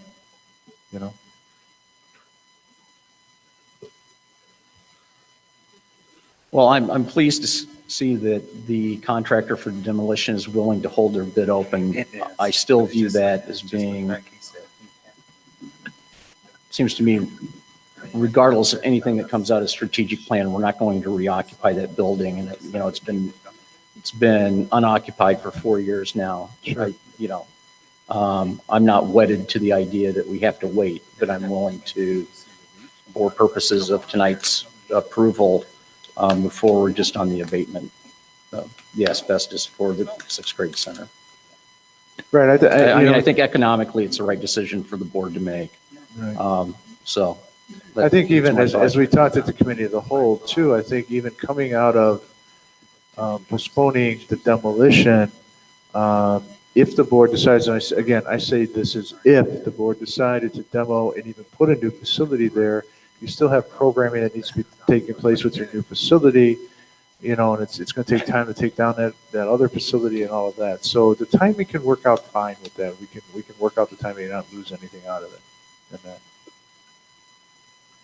So I need some clarity on a couple of things. So as far as voting or not, Mr. Albrecht, earlier, you said something about possibly not voting tonight because we didn't have a seventh board member here. More kind of thinking about it, what I would recommend is that we have a motion to withdraw items 4 and 5, and then a separate motion to modify number 3 to just be the proposal for the asbestos abatement for the sixth grade center, excluding the dome. Because we didn't have our seventh board member here. So I want to be clear on that, because my response was, I know. we need to be, well, I want the rest of the board to know. We, should not be doing special things for people. If that's something that we're going to do, we need to do that for everyone. If we're not going to do it for everyone, then we don't need to, entertain that at all. But for clarity, Mr. Surmer, when you're saying prolong the vote pending the outcome of the strategic plan, I need to know that that's exactly what the board is going to do. and we're not going to say something, and then it comes up later that we need to look at it for whatever reason. Because once we say something and then the public hears that, that's what they believe. And then if we're coming back and we're losing that trust in the public, so being clear on what you're proposing is to not demolish either one. Basically, look at the strategic plan. If that's what comes out of the plan, then great. If not, then great. Well, and again, what I really clarify is the fact that I'm not demolishing anything until the board gives the approval to demolish it. But your recommendation is? My recommendation right now is not to demolish that, to remove items 4 and 5 from the agenda. And that right now, and to wait for the strategic plan to take place before I would even make a recommendation on what to do with the 6th grade center. My other recommendation would be to do the asbestos abatement at the 6th grade center, and modify number 3 on the agenda. And also, you said there's much more activity in the 6th grade center than the dome, correct? We're utilizing some of that for some storage for our maintenance department. So like trucks are moving in and out of there too. There was some other activity. I know that we had a couple of our police departments utilize it for some training also, and fire department use it for some training too. So, if it can be of use to some other civic organizations, I don't have any issue with that as long as we have the proper insurance coverage and all of that. I just wanted clarity because I did ask Dr. Coglanese about that, and I believe you said there was no activity, correct? So what is the final? Well, I said there was no activity, and then Mr. Surma expanded upon what was available, which, was Right. nothing for kids. Right. So what you happens have in activity there? We have some minor activity. So what happens is that we may be contacted by Crete Police. I know they do their drills. So they'll go and through Keith and all of that, and then Keith will just let us know. So there are no activities there for kids. There are no activities for staff members there at all. So we don't have any athletics using that at all? No, the 6th grade center? Not that I'm aware of. No, that's No, 6th. not that so. I know we did before, so I. Right. Yeah, you have the concession stands and Oh, they, there's concession stand. so they used, I, yeah. Yes. And the football stadium lights are Come tied through, in come somewhere. through there also, yes. Right. Yes. So, Ken, I would agree with your doing those two things, taking those item 4 and 5 off.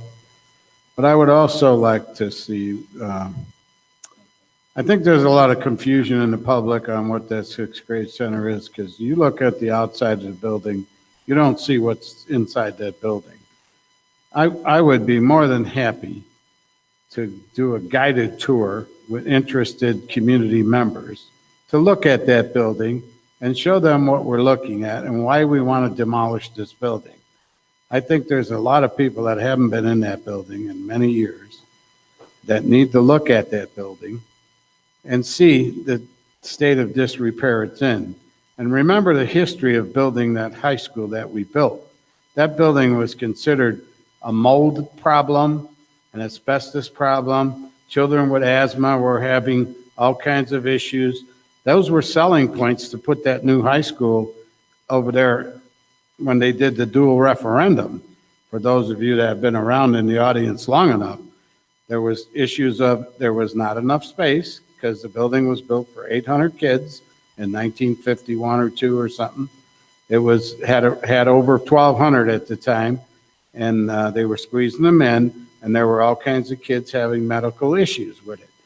One of our previous board presidents' own son had issues with it, and another board member's son had issues with breathing problems in that building. So for some reason, they finally built the high school. The referendum passed. They put 6th grade kids in there, which was dumb as a box of rocks, because they took the older kids out and they put younger kids in there that were more susceptible to diseases because their body isn't matured enough.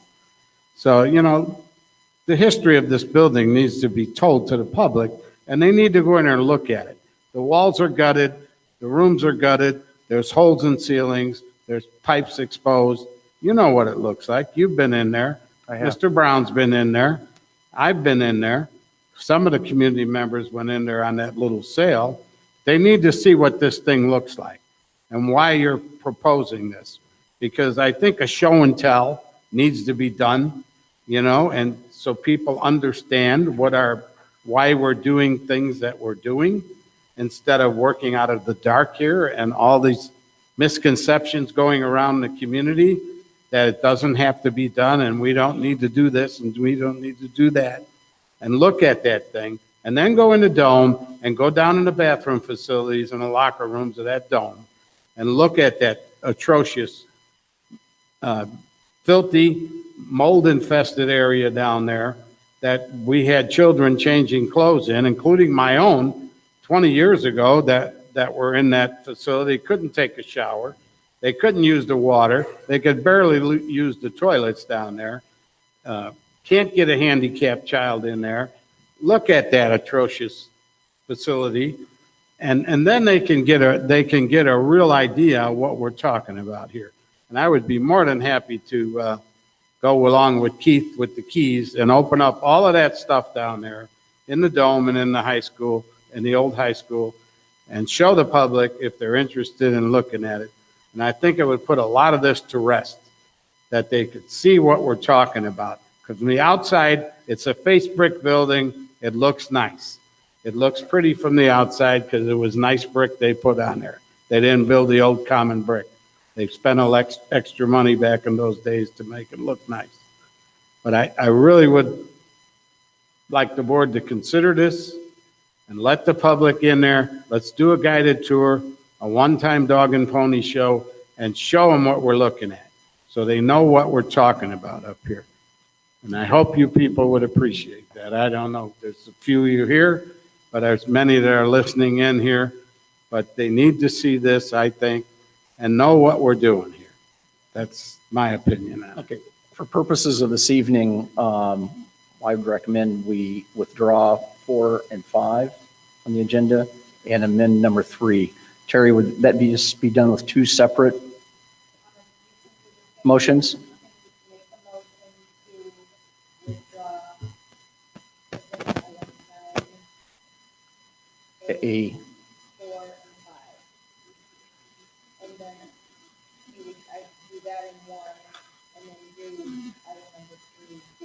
Amending that to take off the dome from that, to that separate, okay.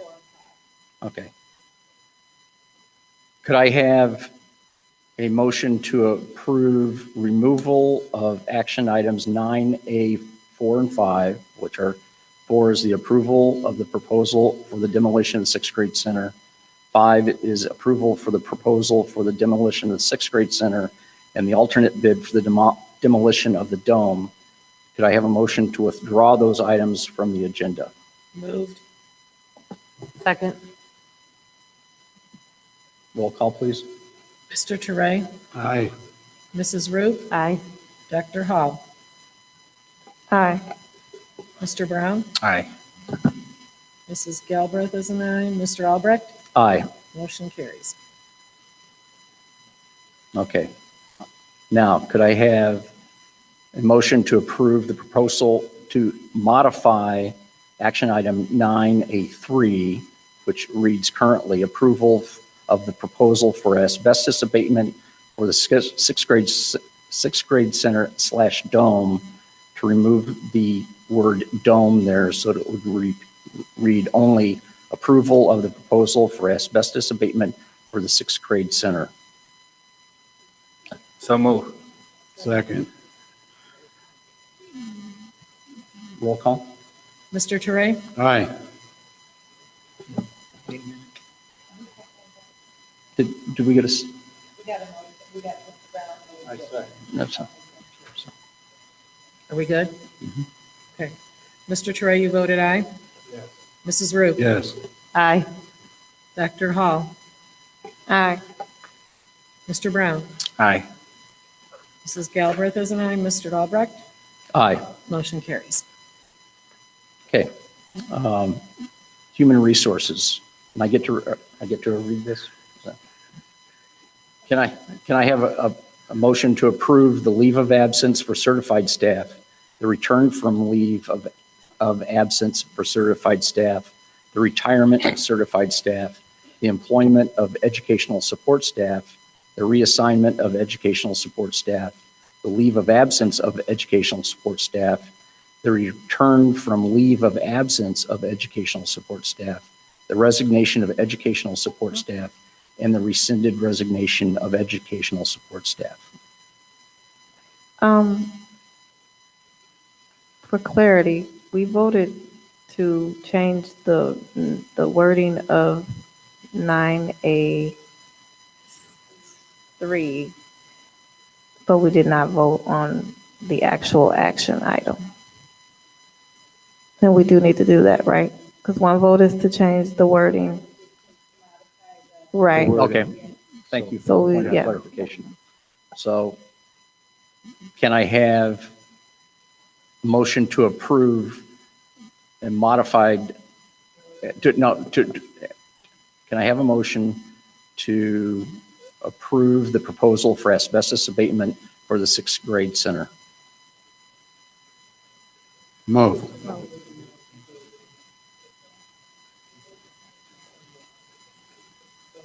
Second. Any second? Thank you. Now we need a roll call. A roll call, please. Mr. Brown? I'll think about it. I'm sorry, I thought about it. Yay. Dr. Hall? Aye. Mrs. Root? Aye. Mr. Teray? Aye. Mrs. Galbraith is an aye. Mr. Albrecht? Aye. Motion carries. Don't ever put a cape on Mr. Brown again. Well, Dr. Hall, I was going to thank you for your superpowers of catching that, so. Okay, so Terry, should I read the? I do it in a motion. Okay. Shane, Moved. okay, Second. okay. Okay, let me get through this. Personnel report reads as follows. For certified staff, leave of absence, Elizabeth Crawford, Joanne Jones, and Kevin Keneally. For certified staff, return from leave of absence, Elizabeth Crawford, Nicholas Hughes, Christina Jennings, Judith Pappas, and Lisa Teslo. Certified staff retirement, Linda Novak. Educational support staff employment, Takisa Campbell, Rory King. With a brief side note, this is our HVAC person, finally. Katrina Lang, Janice Nelson, and Imelda Cerna. Educational support staff leave of absence, Anita Franklin, Emma Rigo, a second for Emma Rigo, and Deborah Recklick. Educational support staff return from leave of absence, Gunther Bowman, Leslie Glass, and Emma Rigo, and Jody Vanderzee. Apologies. Educational support staff reassignment, Bridget Johnson, LaWanda Jones, and Lori McKee. Educational support staff resignation, Brittany Jett, Yvette Johnson, Yolanda Woods. And a rescinded educational support staff resignation, Genevieve Robinson. That ends the personnel report. Are there any questions?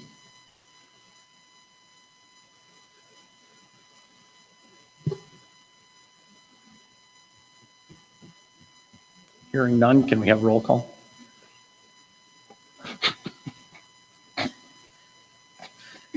Mr. Brown? Aye. Dr. Hall? Aye. Mrs. Root? Aye. Mr. Teray? Aye. Mrs. Galbraith is an aye. Mr. Albrecht? Aye. Motion carries. Okay, District Affairs. Can I have a motion to approve the MOU/intergovernmental agreement between CM 201U and the Village of Crete regarding school resource officers? Moved. Second.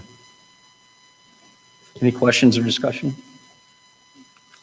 Yeah, I just personally think, a resource officer is needed in some capacity. Again, I want that person to be more of a friend of our kids as opposed to a foe. However, when we first embarked upon this topic, we were looking at a much smaller monetary amount than what's being presented tonight.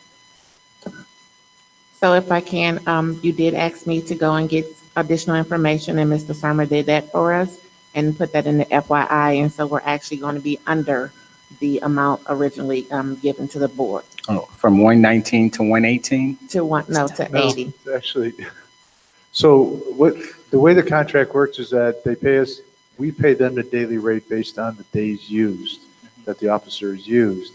And so since there are 175 attendance days, you multiply the 175 times the 458, and you're under the $80,000 and that. So I've confirmed that with the Village of Crete also. And that. So that amount that is on there is based on 260 days work. So that's how they had to calculate the daily rate of what we would pay. And that. So we pay by the daily rate, which is 458.16.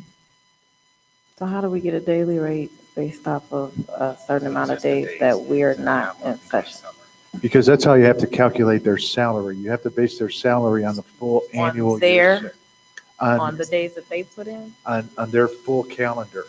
So whatever that daily rate is, that's what we have to pay that daily rate, so that it's proportionally equal to both us and them. So days when they are not on the they will serve as a school resource officer for those 175 days we're in session. Yes. The rest of that time, they're assigned as a police officer. They're assigned as a police officer in Crete, and Crete pays their salary. Yes. And their benefits. And their benefits. Yes. Right. Benefits are very. Any other questions? And before, I remember, Rochelle, we were basically told that no village wanted to take this on. So what changed with Crete? In the beginning, actually, we were discussing using state police. And so after my discussions with the LERs, the local law enforcement from the villages, we decided that it would be the best to go with those because they know our community and they know our kids. Oh, maybe it was before you. Maybe it was with Monica, because we looked at this with Crete before. And we asked all of the villages, and we were told that basically none of the villages were going to do it. So maybe it was before you.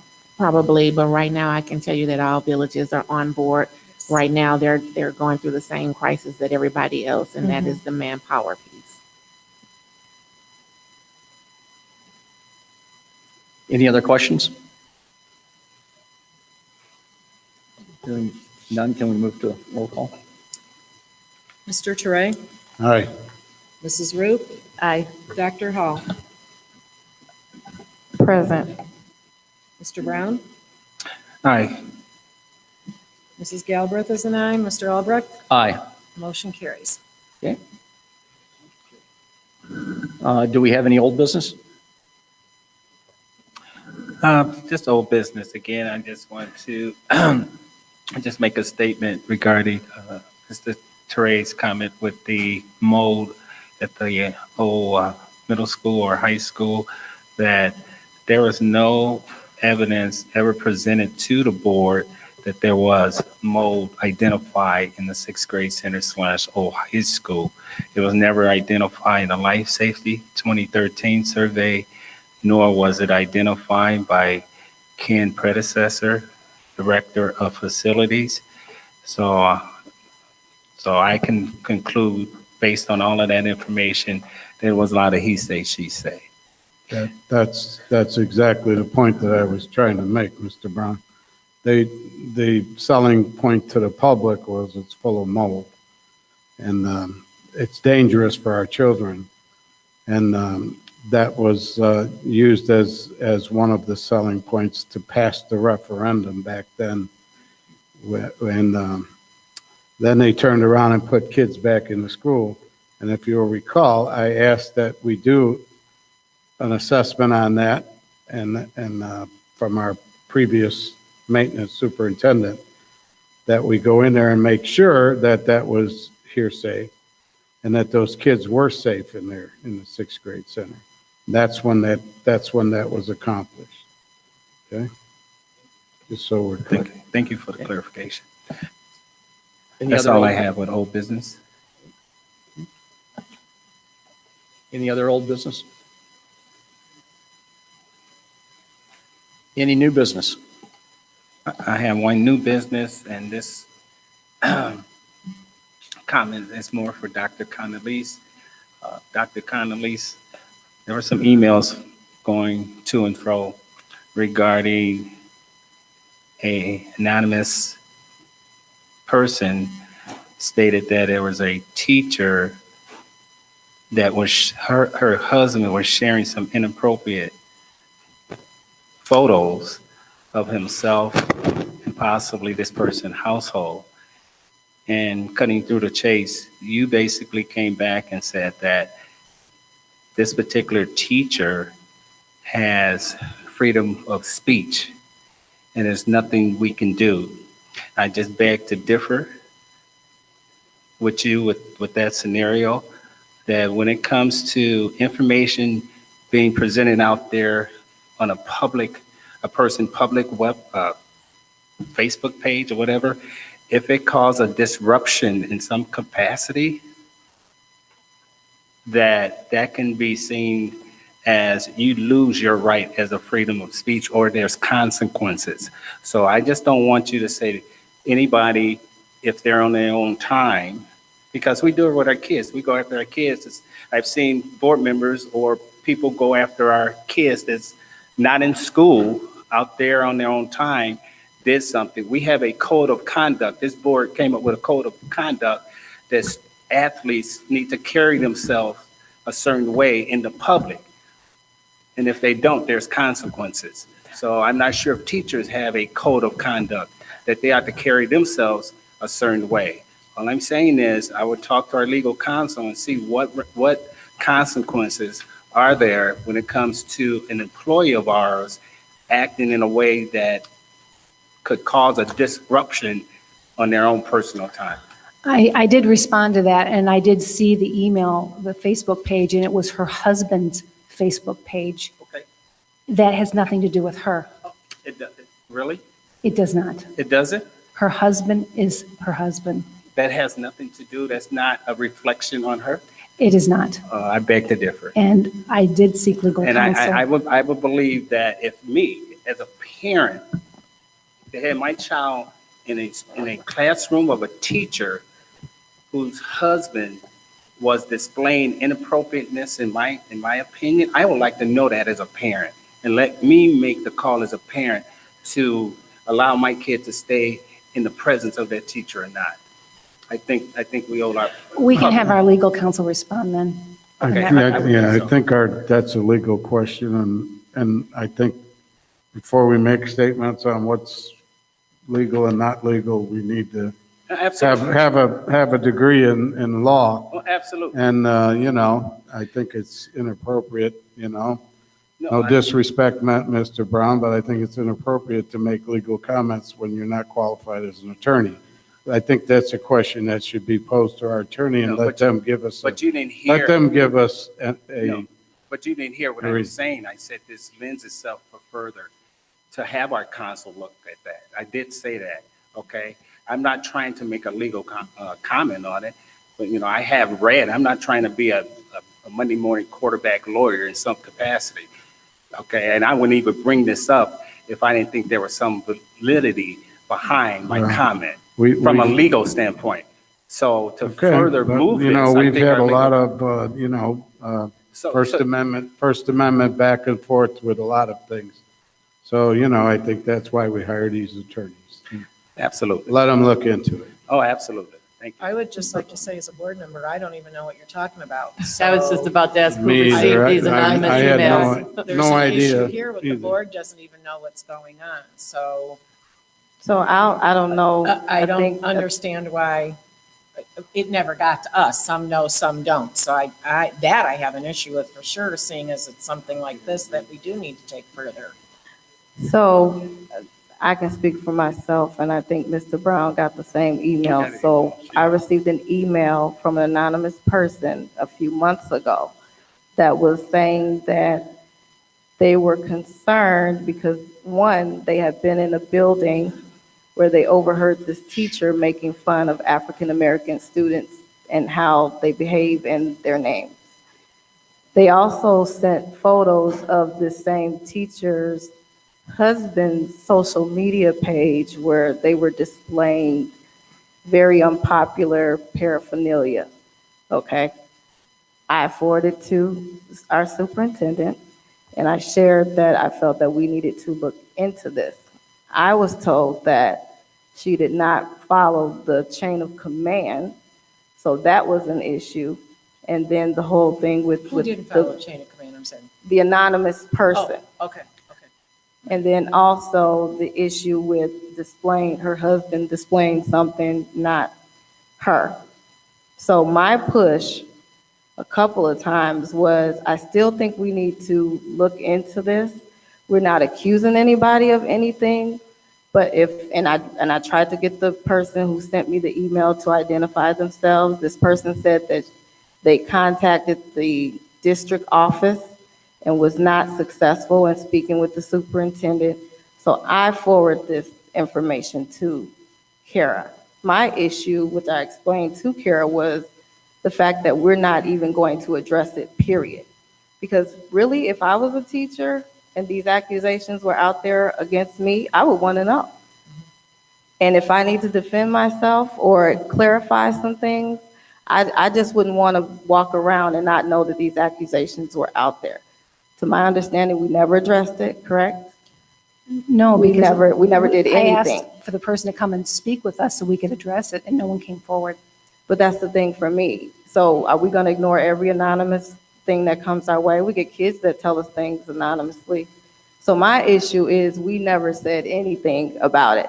I don't know if you said anything to the principal or anybody. So that was my issue. And she and I, kind of went back and forth on that as well. So I didn't send it to the entire board. I sent it to the superintendent.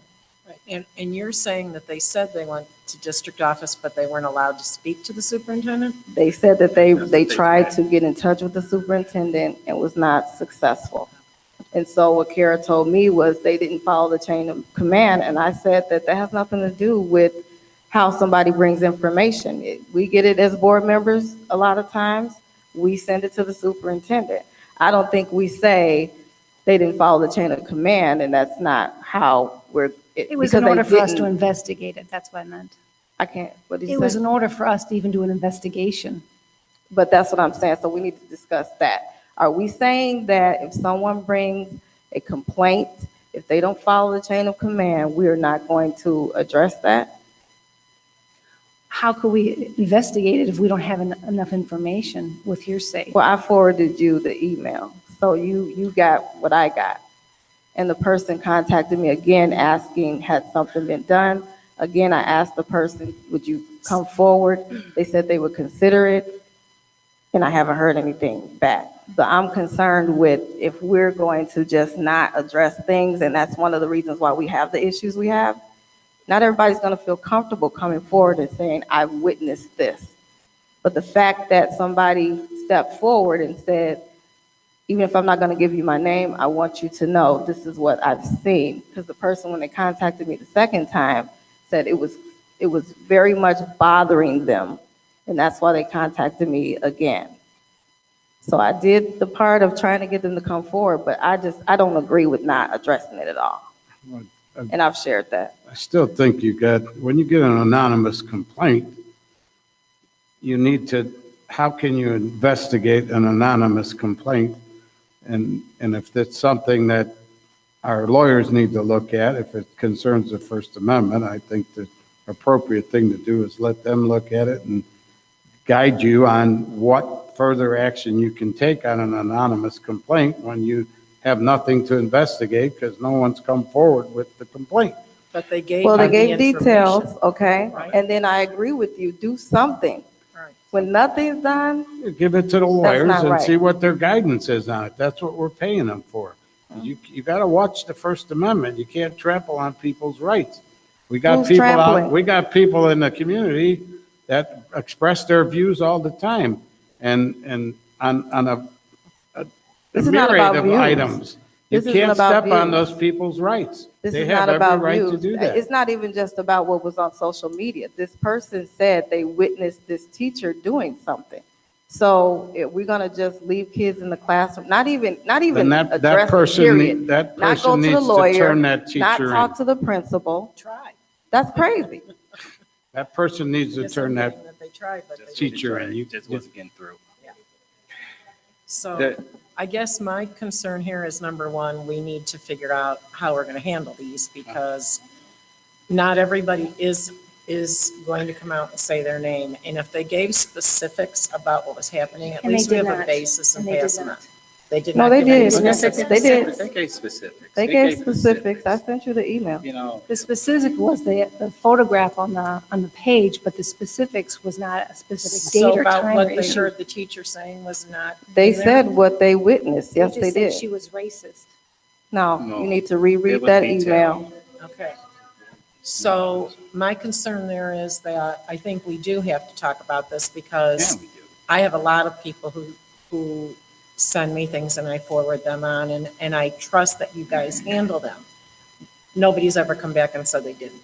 But what bothers me is we have a policy that what one knows, all knows, and this is just coming to light, and it's been going on for months. I Yes, have it an has. issue with that, because if something were to happen, I don't ever like to be blindsided. It doesn't mean that I have to do something, but we should all, as a board, be informed that board members got a complaint about something passed on to you and you're handling it.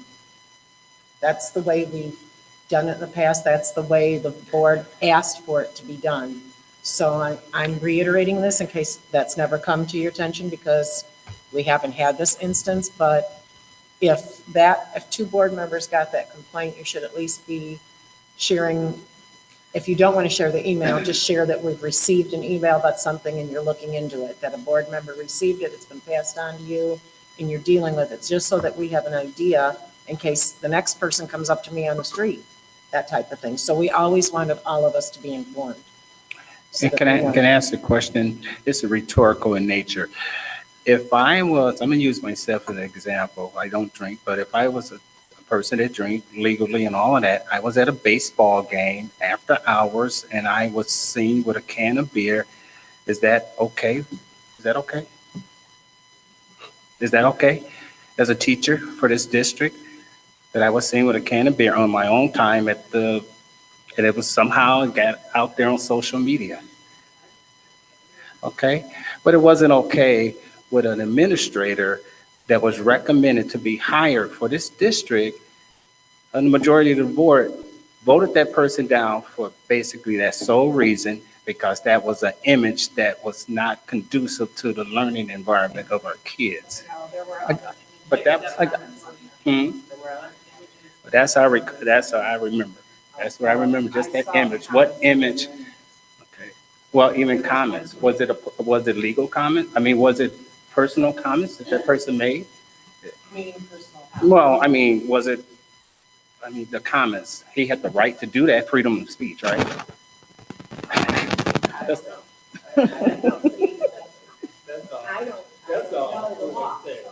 I just think we need to establish, and this is what I stated, we need to establish, because I said to Kara, there's inconsistency with this. And not to put you on a spot, but I remember a committee of the whole a couple of months ago, you brought something about somebody, a current teacher did something on social media, or bad mouthed the district on social media, or something like that. It was after a district event or something. You know what I'm saying?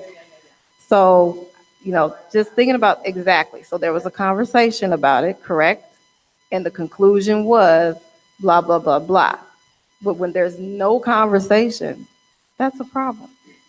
And nobody's made aware of something, that's a problem. And I So just, that's my issue Yeah, and with Dr. it. Congolese, and I'm going to end with this with me, is that I would look into what type of code of conduct do we have for our employees as far as doing activities outside on their personal time, just like we have for our athletes. Not so much about what do we have and what, we can talk to The our council, employee but do we handbook? have a handbook that says our employees are expected to act a certain way? We do? Okay, I'd like to look at that and see, revisit that. Okay, if you can bring back to the board, just exactly when you say freedom of speech, talk to our council and say, what limitations? If you can do that, please. Okay, Thank you. thank you. Is there I any have a other new item business? really quickly. I would like the board to consider looking at board policy 2:220, which outlines calling into meetings, audio and video. I wanted to call in last Tuesday, and I had a conversation with Dr. Coglanice, and we talked about the setup of the meeting. She explained that the meeting would not really be conducive to calling in because she was planning on pairing or grouping board members. However, she said to me that Jennifer told her that I would not be able to call in anyway because the only way we could call in was on district business, which is not true. There's multiple reasons for calling in. My issue with that is, as a board, are we encouraging board members to be a part of the board meetings, whether you're here or not?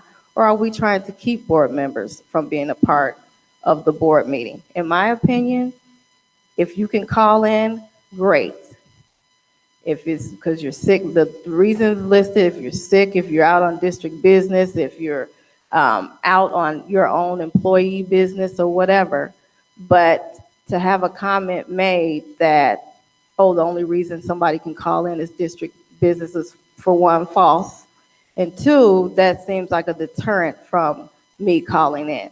So I think we need to look at that board policy. I think, the reasons listed, are reasonable. There may be additional reasons, I don't know. Most of the time, if I'm not at the board meeting, it's job related or related to this position or education some kind of way. So me wanting to call in was, I wanted to participate in that meeting. So I would like for us to look at that policy to make sure it's saying what we wanted to say, as well as the fact that we're abiding by that and we're not putting out this feeling that we don't want board members calling in, because that's how I felt. It's 2:220. Yeah, I have to say, I agree. I wanted to call in this summer for a committee of the whole. I think it was June. We were discussing, I can't remember what, but it was a lot of stuff. I just felt like I'd be so behind if I missed it. But I was told that same thing. I was out of town, and I was told the same thing. But I thought was there a legal issue? Were you in the Bahamas? I was in Nashville. Oh. So, It wasn't. I mean, vacation. even then, if you're on vacation and you want to call into them, I don't see anything wrong with But that. well, No, yeah, not vacation. That's not. right. But I'm wondering, is It's that not our listed. policy or is that like some bigger legal? Yeah, that's the. No, I think that's the board policy. We chose those reasons, I believe. I don't think that's illegal. The legal part of it, the Open Meetings Act, is the fact that you can call in, but your presence cannot constitute a quorum. That's the legal part. But you I only believe, can call in for business related, sick, or an emergency. Right, but committee of the whole, I mean, you're not voting on anything. But it's still a Right. meeting. It's still a Okay, regular all meeting. right. but you're I saying didn't- that's language from the Open Meetings Act? Yeah, absolutely. Okay, well, let's look into that. Right, that's why I thought when I learned about it, it was a bigger issue, not just our policy. It was a legal issue. Well, let's just be clear on that. Dr. Clark and I meet on Thursdays normally. Things have been a little wild the last couple of months. As you know, I had some issues and we've just been piled on with stuff. We met a little bit today, but if it's okay with you guys, Dr. Clark and I'll get that wording and we'll check with legal counsel. And I don't see why we can't bring a discussion to committee of the whole. Do you? No, For I next can month? bring whatever the board desires. I think we can have time between now and then to get that started at least and find out what legal counsel says. Can you handle that part? I can do that, but just for the record, I just want everyone to know that our policies do come from press, and this is what the recommendations are. So I can bring this policy back to the committee of whole. That's not a problem. And I'll check with legal to see if there's anything else out there. But I just wanted to be clear how this came to be. So as the board Thank you. member on that task, I will keep in touch with Dr. Clark, and if there's any issues, we'll make sure that somebody gets an email out, or if you guys have questions, send them to me and I'll funnel them to Dr. Clark, and we'll absolutely look at that one, because it's interesting that you're saying you think those are the reasons in Open Meetings Act, and there's a little question on it. So we will absolutely put that at the top of our agenda for our next meeting, which will be in 3 weeks. This week I'll be at the conference. Well, no, I can meet till I go to the conference. Then next week is Thanksgiving. So it may be a couple weeks. Okay. But if she can get it started. Bringing it to the attorney will have some committee of the whole. answers. Okay, thank Okay. you. Okay, just real quick, I think I missed something. I don't know. This is between old business, new business, and recent business. Going with abatement, I just thought about it. Kate, with the abatement, we're talking about installation over the piping, right? And the piping is actively being used, so we can put ourselves in a compromising situation by taking the insulation off the piping when we need it most during the winter months. So I just thought about that. I'm not sure. We'll check it out though before Yeah, we that's do all anything. that's probably Yep. wrapped. All So right, we start we'll check that taking the out. insulation off the pipes and we using that for, that's just a thought. Is there any other new business? So I'm not aware of any reason for a closed session. Can we have a motion to adjourn?